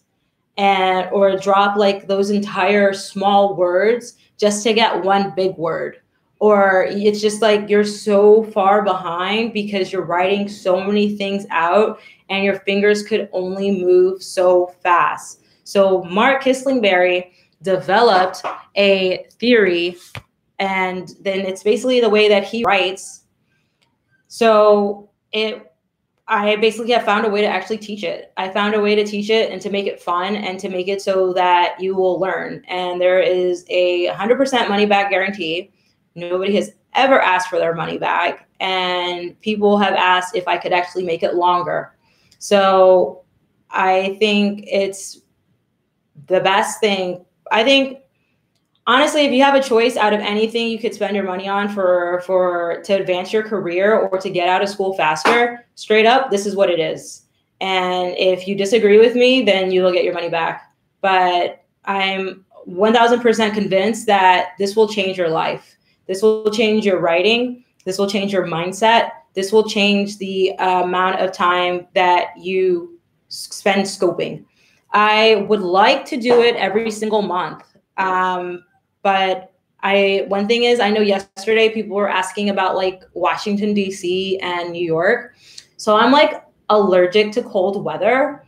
And so I will not be doing those cold areas until like probably like next summer, because I just hate the cold. I don't even understand how people live in cold places. Like, I need it to be like summer all the time. Like once it's under like 70 degrees here, like 72, I already have my heater on. So like, I'm an island girl. I really can't do the cold weather. The clinic is not offered online. And the reason the clinic is not offered online is because you're actually going to learn. And so, there's a lot of group participation and it's a lot of active learning. And so you're going to be on your machine probably about like 85% of the time, 90% of the time. And you're going to be really learning this stuff. Like you're going to leave, like I'm telling you, you're going to leave on Sunday. Okay. You're going to go to work on Monday. And on Monday, you're going to be like, oh, wow, I learned that. And you're going to be like, oh my gosh, there's so many words that I learned that I know. And by Tuesday, you're actually going to start writing those words. And all of the dictation is professionally dictated or professionally recorded, not by me. There's a voice actress. She's the one who has made all the dictation. So all the dictation is made strictly for those words that you're learning. And you get a manual, you get like a binder like this that will have has all the materials in it, all the worksheets and stuff like that. And I've made it so that once you've already gone to the speed clinic, that you could use it easily to review again. And there's like exercises in there. There's like a log for you to be able to put your progress in. And there's like 7 different styles of learning. So all of those are touched upon. I've been studying, like my obsession is like the brain. Probably another reason why I'm like so in love with that neurologist guy. So like, I don't know, I like look at him and I'm just like, he's not even that good looking, but I'm sure he's like super rich and he's single and he's local and he's super smart.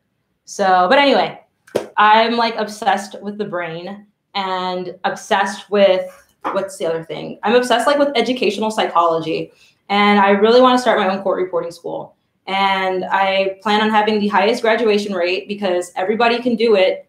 Everybody can be a stenographer. If you could type on the QWERTY keyboard, even at 30 words per minute, you can be a stenographer. You need to shorten your writing and you need to practice effectively and efficiently. So I don't even remember what the question is. I kept thinking about my husband, my next husband. So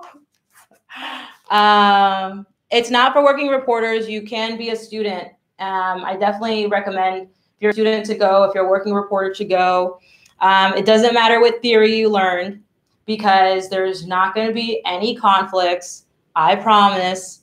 And I promise that because of a lot of these things, all of us learned, all of our theories are phonetic based, and this is not phonetic based. These are shapes that make sense. And that's the best way I can describe it.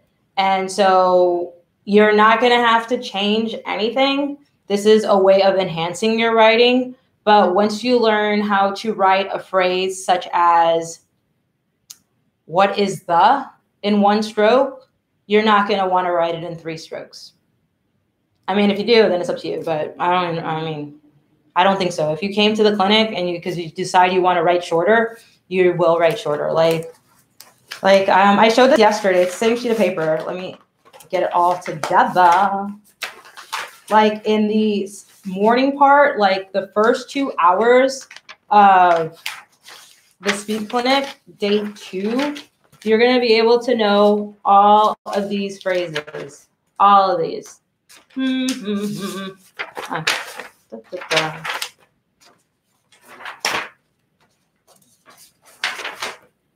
In 2 hours.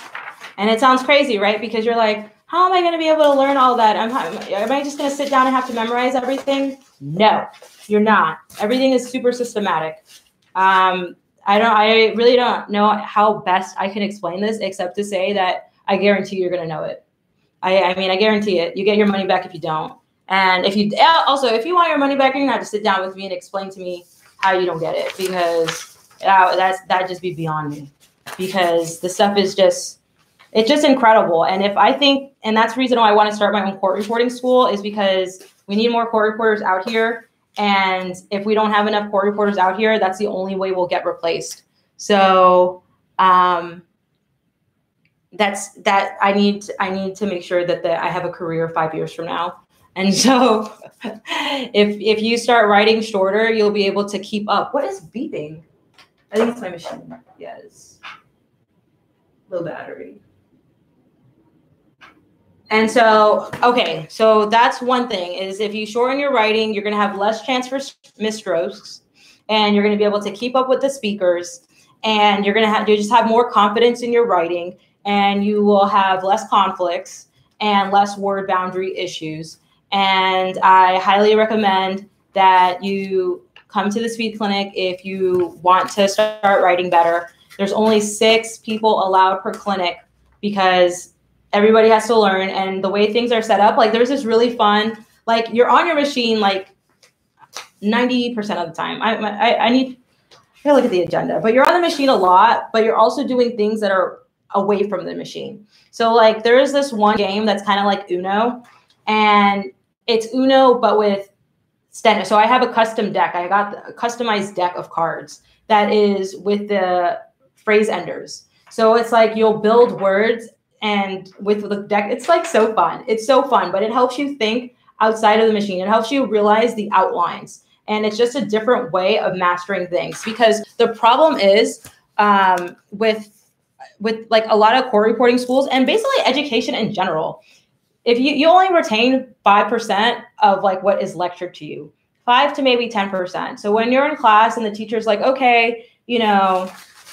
going to learn final L and, do this and do that. And they teach you for like 10 minutes and then they tell you to read back, and that's it. And they just tell you to practice. That's a recipe for failure. So what I have done is all of the curriculum is made so that attendees will retain at least 90% to 100% of what is taught. And the dictation that you're able to take home, the finger drills that you're able to take home, the mnemonics, whatever, you're able to take those sheets and all that stuff, those handouts that you're able to take home will be there for you when I'm not there. And so that you could basically perfect it. So I've had a student be in the same speed clinic as a woman who's trying to obtain her RMR. I've had a student be in the same clinic as reporters who have been working for 20 years. All that matters is that you completed your theory, because this is all new to everybody. This is not, I did not create the theory. Mark Kitzlingberry created the theory. And I have just found a really fun, systematic, active way to have participants actually learn it. A lot of people get his book and they just let it collect dust and they're very intimidated. And I will take all of that intimidation out of it. My goal is once you leave the clinic, you're going to actually be able to teach somebody all nearly 2,000 of those phrases. And it's like really, really exciting. It's really exciting. And what's intimidating? What's intimidating? His theory? I'm going to wait for that question. Oh, okay. Yeah. His theory. Yeah. People say it's intimidating. And most people don't even, the average amount of times people try his theory before they actually start using it is less than one, because most people just give up. And I like to follow him around. So I'll go to different conventions, and I went to one, and I love this lady to death. I hope she's not watching, but I love her so much. But she was there, and she's like cracking all these jokes when he's talking. And she's like, oh, who's going to get that? And da, da, da, da. And like, oh, that's smart. And like making all these jokes. And I'm like, you didn't even give it a chance. You know, like you didn't even give it a chance. And if you gave it a chance, then maybe your writing would be much shorter. But I also feel that if it needs to be taught so that you can understand. So yeah, it does. Because there's only 6 people allowed. So that's why it fills up. And that's why I had to make a second PM class. So from now on, I am going to be doing the second PM classes. So the 9 a.m. to 1 and the 2 to 6. So last teacher, sweet, yes, this semester rushing us to speed. Yeah, and that's another really bad problem that a lot of students want to. Now I feel like there's more students in here and not as many reporters. A lot of the teachers are, I don't know why they want to rush you through speed, but then a lot of students also want to be rushed through speed. You really need to focus on your theory. Dictation is highly overrated. I don't even think you need to spend more than 5 minutes on dictation daily. If you're spending more than 5 minutes on dictation, either the dictation is too slow. There's a video called Practice. Oh, okay, great. There's a video called Practice Perfect. And so on Practice Perfect, what that is whenever you are doing dictation and you realize there's a problem, and this is how to practice, by the way, so that you could become a better real-time reporter. Once you hesitate or you misstroke or you realize, hey, I don't know how to stroke this, you stop the dictation, you look back at the last 2 or 3 words, or 4 or 5, whatever, and maybe even like listen to what the next 2 or 3 words would have been, because that could have caused you to hesitate. And then you use that information to later go to your theory book, and so that you could study that chapter. So same thing, like I said, if you're listening to a makeup blogger and you're practicing to makeup bloggers, and the word blush comes up, you go to your dictionary, or you could go to your dictionary and you could find out all the words that end in SH. And you could start practicing all of those words, because if you messed up with blush, you're probably going to mess up with Spanish, and you're probably going to mess up with English, and you're probably going to mess up with every other SH word. Let me get out the student manual. Okay.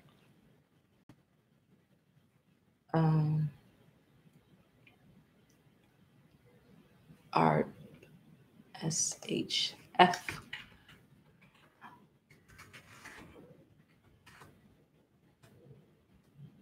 Oh, okay. There we go.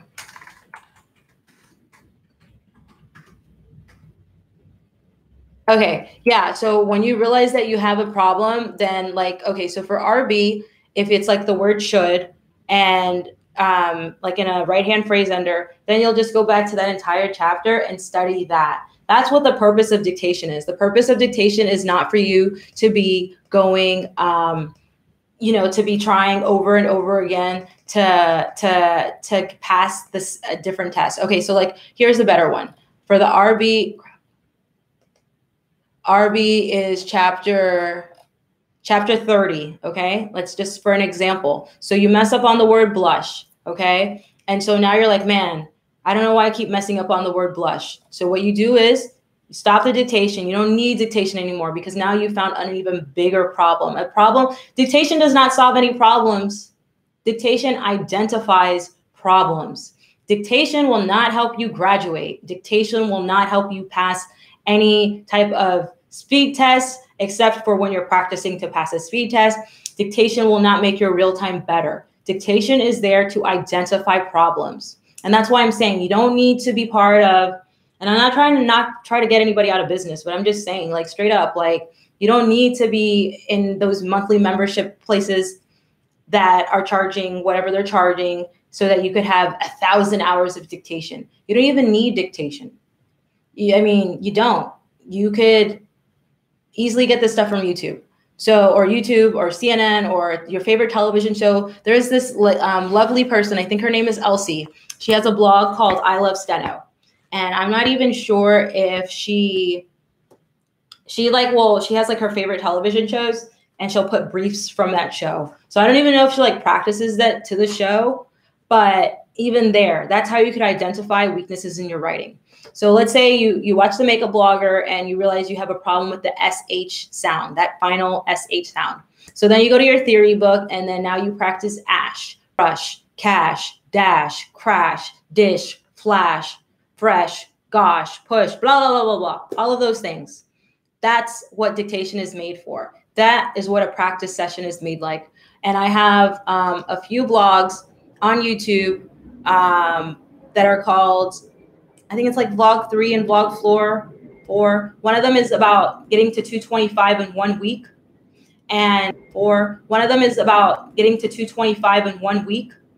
And by that, 225 in 1 week is like, let's say you have a problem with that RH ending, that sh sound, is if you practice, I mean, it works for me. If you practice what's in that video, you will be able to now write at 225 that thing, that sound, that combination that was causing you issues. And so yeah, for the RH, let's see what I can see for the RH.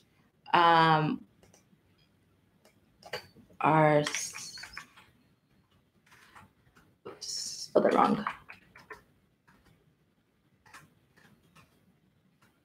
Hold on. Go to page 1 first because it will be in page 1. And another thing is finger drills.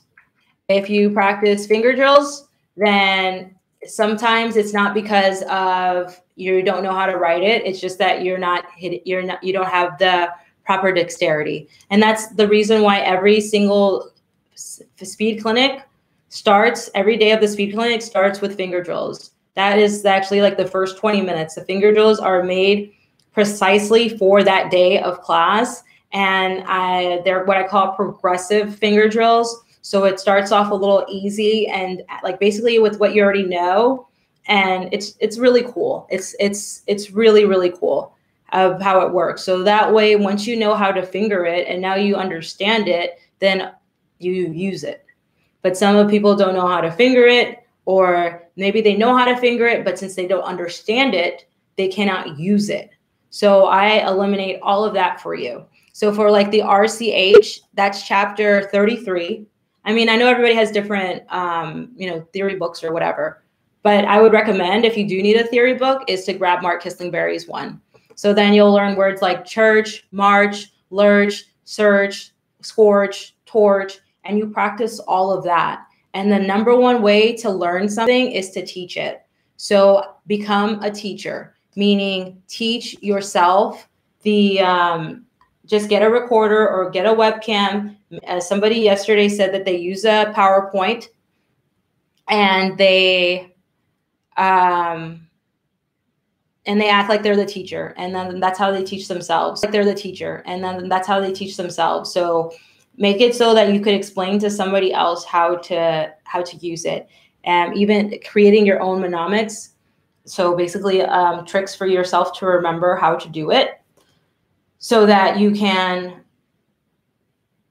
remember it and use it and incorporate it and just make it a part of your writing. Like there's sometimes like I'm writing at a job and I'm like, it's just so second nature which meaning like I'm able to do it almost like subconsciously. So that means like my gangliobasia, that's like the type of the brain function that's actually working. Whereas your prefrontal cortex is where when you're first getting information or something's very hard for you, it's going through there. But your prefrontal cortex could be overloaded easily. So once you have stuff in your basal ganglia, is you're able to now be able to do it without even thinking. So once you're able to get to the point where you could teach somebody else that you got your fingering down and you understand it, then you'll easily be able to write it without even thinking. Like sometimes I feel like I'm dozing off and then I look and I'm like, oh my gosh, I actually got it. Like you want it to be like that. So, yeah, no, use the number bar. Writing the number out sucks. That's what sucks. You just have to practice the numbers. So the best way to practice the numbers, use the number bar. I'm not going to say I'll fight anybody who says not to, but use the number bar. It's the smartest thing to do. It's the fastest thing to do. It's the easiest thing to do. Whoever created, the geniuses who created the steno machine made the number bar for a reason, okay? Use the number bar, okay? And the number one way to practice is, one, what's your phone number? You need to be able to write your phone number like boom at like 200 something, 225 words per minute, okay? That's first. Now, what's your mama's phone number? Practice that. Get that down. Practice it fast. Now, what's your best friend's phone number? Practice that. What's your social security number? Practice that. What's the number to your house? The house at number, okay? Practice that. What's the unit number of your condo or your office? Practice that. What is your zip code? Practice that. What is the area codes of the nearest neighboring towns? Practice that. What's your favorite number? Practice that. Okay? By then, you've already practiced all the numbers, okay? That's how you get better at numbers. So I'm sorry, I felt like I got really angry. But like writing it out is bad. Like, don't write it out. Like, don't write it out. And another thing that you can do as well for the numbers is I will make like a webinar to like teach about this, because that's what was going to be like the day 4 of the speed clinic.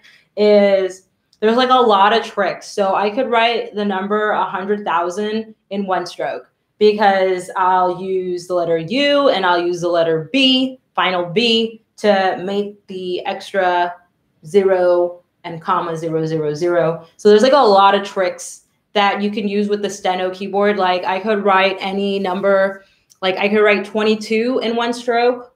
I could write 21 in one stroke with only using the number bar. Okay. I could write 31st. I could write 75, all in one stroke.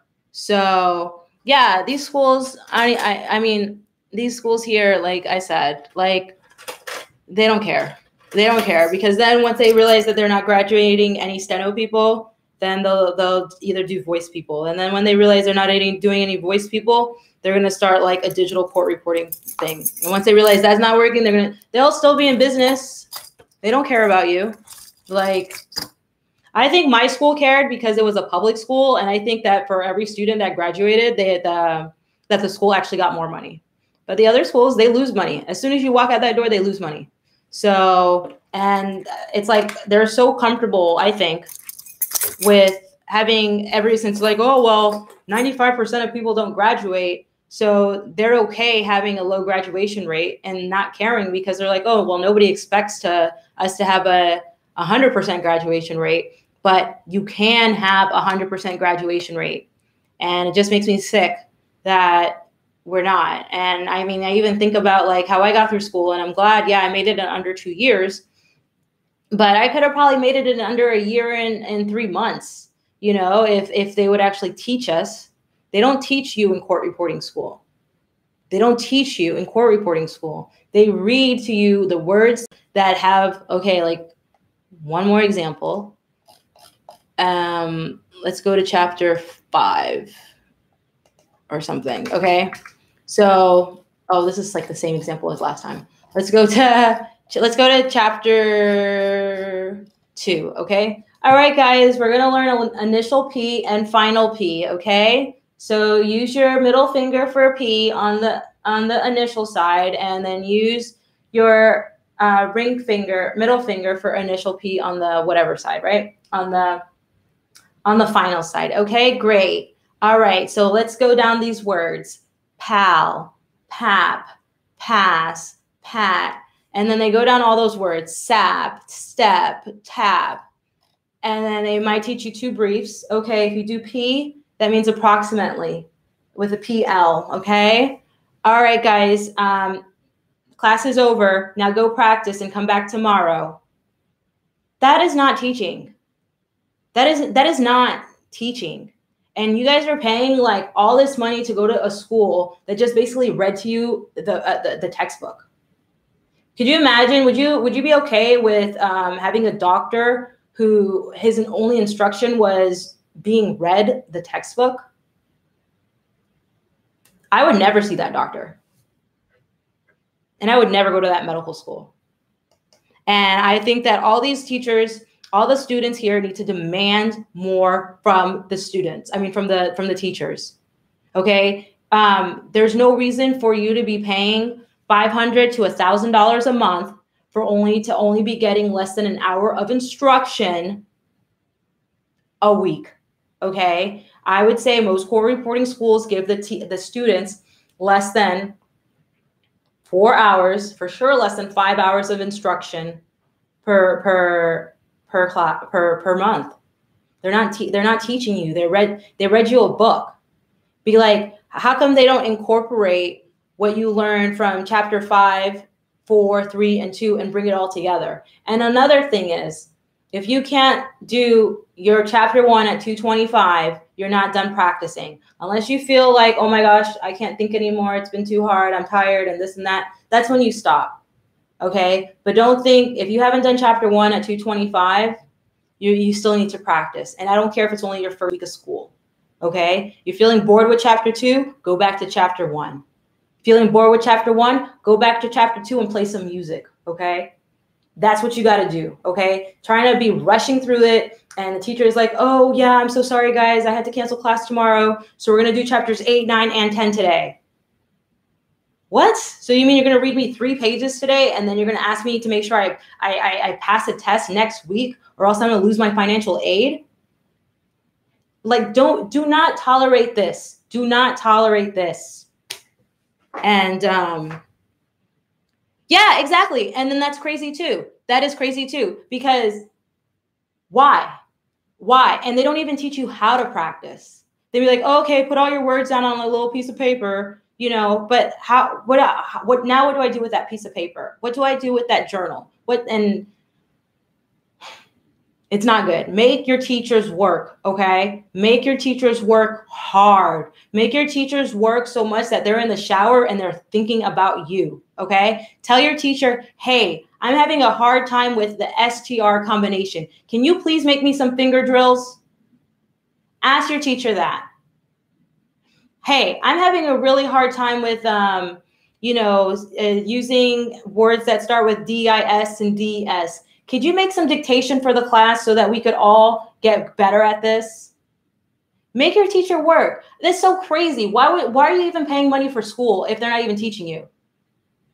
Like, it's bad. It's really bad.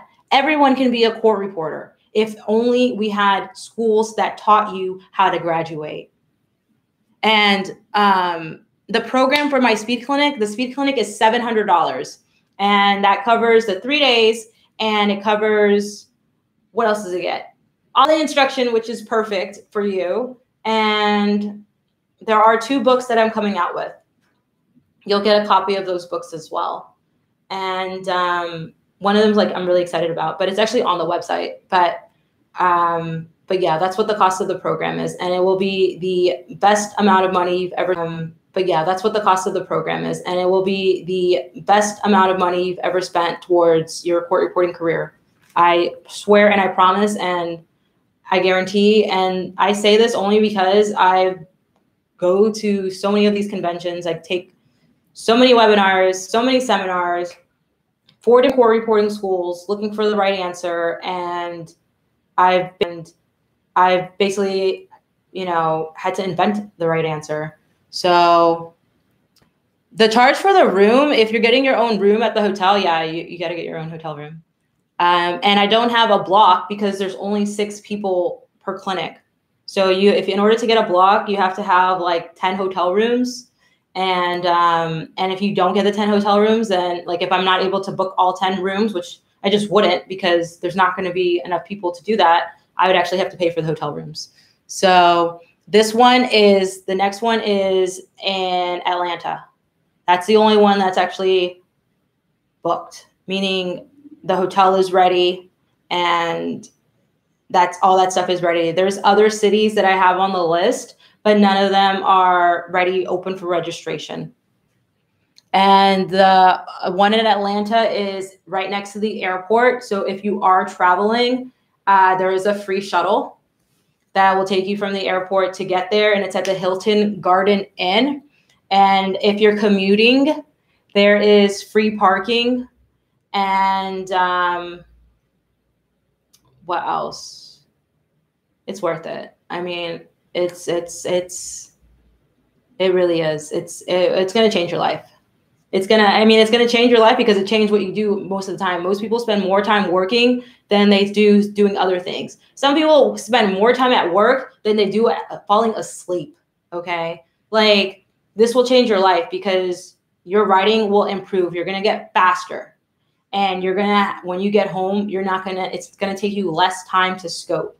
Your mindset is going to change. And when you see, like, my goal as well, other than for you to be able to teach somebody the 1900 phrases once you leave, is also where now you feel that, hey, I want to learn even more how to shorten my writing. And I'm hoping with all the different ways that we're going to practice that you on your own will now be able to pick up the Magnum Steno book or join the Magnum Steno program and be able to learn it all by yourself. So you're going to learn. I would like to come to Los Angeles. And that place is actually kind of warm. So, but I don't have a date for that. I don't have a date for that. And then I have this agency.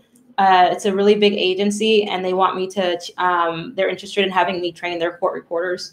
So I'm not sure how busy that's going to make me, but, when I do these things, obviously I have to leave my home and my dog, and I'm not sure how often I'm going to do it. And, on total, no more than 12 people per city. So you don't need any certification in Florida.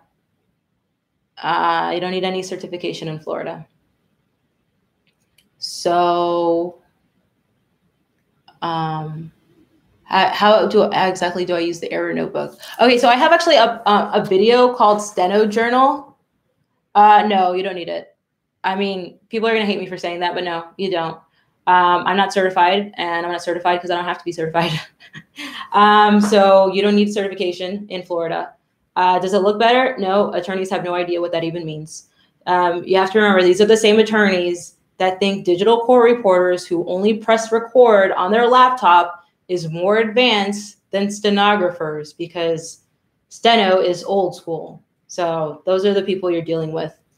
Does it look better? I mean, maybe it'll look better to an agency, but in Florida, I don't think so. I think it's more about your professionalism.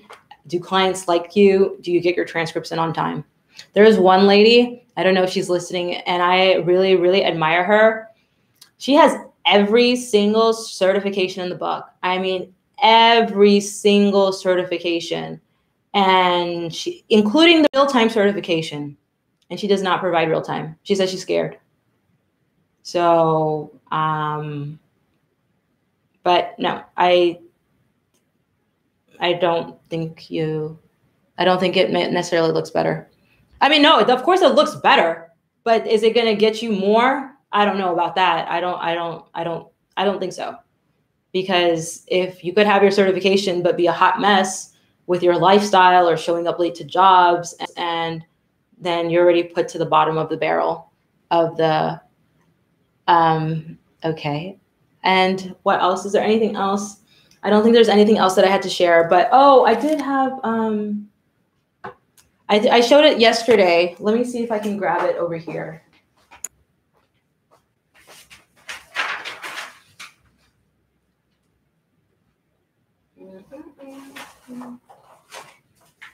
I don't see it over here. I don't see it. I don't remember where I put it. It's like for the hesitation words, so that you guys could be able to use your error notebook better. More better, as I like to say. What is this? Okay, this is the first one.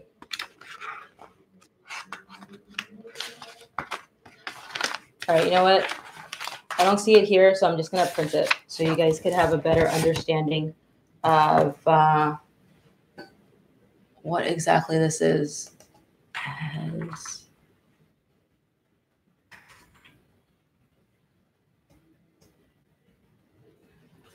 Okay, print.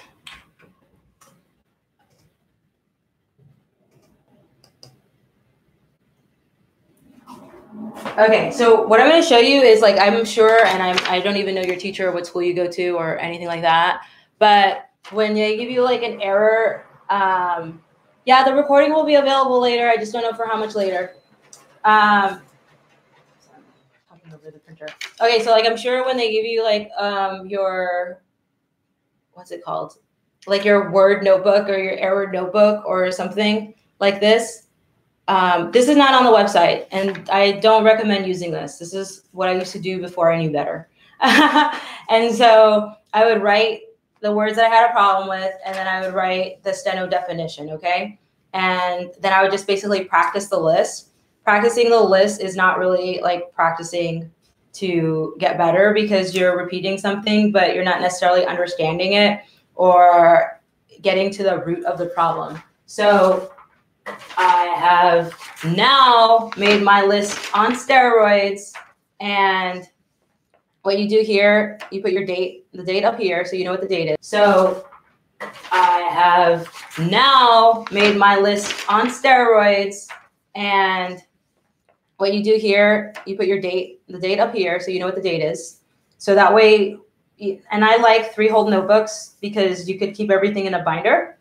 And you put the English here. English is big because I highly recommend that you start phrasing in your life. And then you put the steno here. And for here, you put the most important, the top 3 words. The top 3 words that you're having a problem with, or the top 3 words that you think are like, what's it called? Top 3 words that you think are causing you the most problems, or they're words that always come up, or there are some of these words, you know, have been causing you problems since 2012, and you know exactly what word I'm talking about, and you'll put that here. So that way, when you're even in a time crunch, you could at least practice the most important 3. Okay, so you put the English of the most important 3 here. Fingering focus. Here is where you put what you need to work on, because yes, FOWs. Here you put the fingering, you put your fingering focus. So if something's causing you an issue, then you know, because of the dexterity, let's say it is SD ending, which is called the Philadelphia shift. You could put SD, like hyphen SD.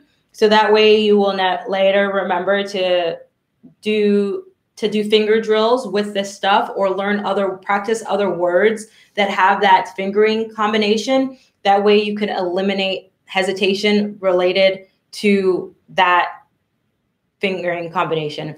And then concept focus is where you're like for the blush instance, that RB, final RB ending, or the SH sound ending, it may not be a fingering problem, but it may just be a problem with the entire concept. And so for the okay, I'll tell you about that. Okay, so for the concept focus, then you just focus on like you'll be like, okay, I need help with the RB ending. And that reminds you now to go to chapter 30 or chapter 10 or whatever it is, so that you could work on that concept. And over here for like notes, you could put what dictation you got all these words from, which you don't have to fill it up. But you could put what word, where you got the words from, or you could also put, I'm having trouble with a semicolon, or I need to read more about blah, blah, blah. And it's just basically like notes for yourself. So it's like a diary. Okay, so it's like your daily practice diary log. And please, somebody tell me why none of these core reporting schools give you a freaking handout like this. So I will put that up, I swear. I'm gonna put it up. It's a fillable PDF, and you'll be able to either save it in a folder or you could keep printing it out. And I like printing stuff out because, another thing. I like to use like this document holder. So when you're practicing, you could put this. You're not gonna get, no, you'll get something even better in the speed clinic. In the speed clinic, I have, I didn't really want to announce this, but it's on the website, but basically there is what I call a steno journal. And it's something that you get every 30 days. And it's really gonna be like your coach. And you write in the journal every single day. You put all your words there as well. There's like a habit tracker. There are things like this, like where the focus concepts, and there's actually like planner stickers that go along with it. And it's like really fun and cute. And so it's like more than this. You'll get way more than this. This is something that I'll put up though for free. And so it's like more than this. You'll get way more than this. This is something that I'll put up though for free. I'm not sure. I want to put it up either on the encouraging court reporting students, or I will put it on like the MailChimp. Like the same way everybody who's participating in the 10-day speed clinic, 10-day, what is it called? Basically the 10-day steno challenge. And if you do participate and you turn in your thing on time, which is on the 30th, you'll get 10% off your speed clinic entrance fee, which is $70. Okay. So not only do you save $70 for participating, you also are probably mastered at least 60 of those words that are on that list in 10 days. So I think that's it. Oh, the certification in Florida. I'm only talking about Florida because I've only worked as a court reporter in Florida. Certification is not required to work in Florida. All you need to work in Florida is your notary. And will you get paid more? Usually where I see you get paid more is for official jobs. So if you want to become an official court reporter working 9 to 5 at a courthouse, then they'll say, okay, if you have an RPR, we're going to pay you 50 grand. If you have an RMR, we'll pay you 65. If you have an RDR, we'll pay you this. If you have, some of the jobs require real-time certification. Now, I guess I'll get a little personal. So my husband, which we are no longer married, and I hope he's not stalking me and watching this, he was the past president of the Black Lawyers Association. And therefore he's like friends with like a lot of judges. And he basically wanted to get me I didn't want a job because I just don't want to work 9 to 5 anywhere. But his friend was a judge. He had plenty of judges that are friends. And he said, if I wanted to get the job with him, he would just put my name in and I would get the job. And so even though there's all these other like requirements, if the judge likes you, you're his court reporter anyway. So he'll hire you. So, oh, okay, cool. That's really good. Yeah, there's a lot of, I've heard that there's a lot of work in Atlanta right now. I talked to this one court reporter on the phone. We were on the phone for like 3 hours, like 3 weeks ago. And she's like, da-da-da. And I'm like, oh my gosh. Like, she's like, girl, I am having to turn down work. And it made me feel like she has to just turn off her phone so people will stop bothering her to have her covering jobs. Like that's how busy it is. And I mean, it's really busy if you're good. If you're a good writer or you're at least a good professional. And the reason I say that is you don't get asked to read back that often. I mean, I may get asked to read back once a week, maybe, most, maximum, right? And but once you show up, you look pretty, and you turn in your work on time, then the agency will give you more work. You're nice to the attorneys are going to ask you, hey, send such and such back. That's when you'll get more work. So I think that is scope what?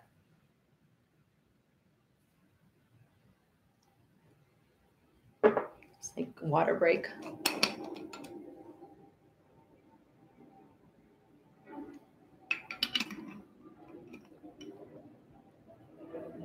Oh yeah, you can skip transcripts. You can skip transcripts. Oh yeah, you can skip transcripts. You can skip transcripts. On a side note, since there are a lot of students here, I think, first of all, let me just say something. I don't use a Scopus. I don't use a Scopus at all.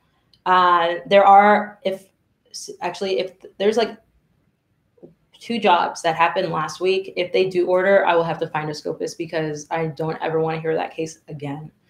It's horrible. But anyway, I feel if you're like a new reporter, you really should try to scope your own transcripts, because that's how you're going to build your dictionary. And it's easier to write like garbage when you are not going to have to sit there and try to figure it out. So when you write like garbage and you're going to be the only one listening to your audio like 5 times on the slowest speed, you're going to stop daydreaming when you're at work, because you're going to know that the less you get here at the job, the more you're going to have to work at home, and the less time you're going to have time to do fun things. And it's also, if you're spending all this time scoping, because that's even less time to practice. Okay. And if you also realize that practice is just an investment for you to make more money, that's what you should see practice as. And by practice, like I said, I don't mean repetition. I mean going back to your theory book. All the words you hear every day, every single word that's causing you to struggle is in your theory book. All of them. So just go back to your theory book.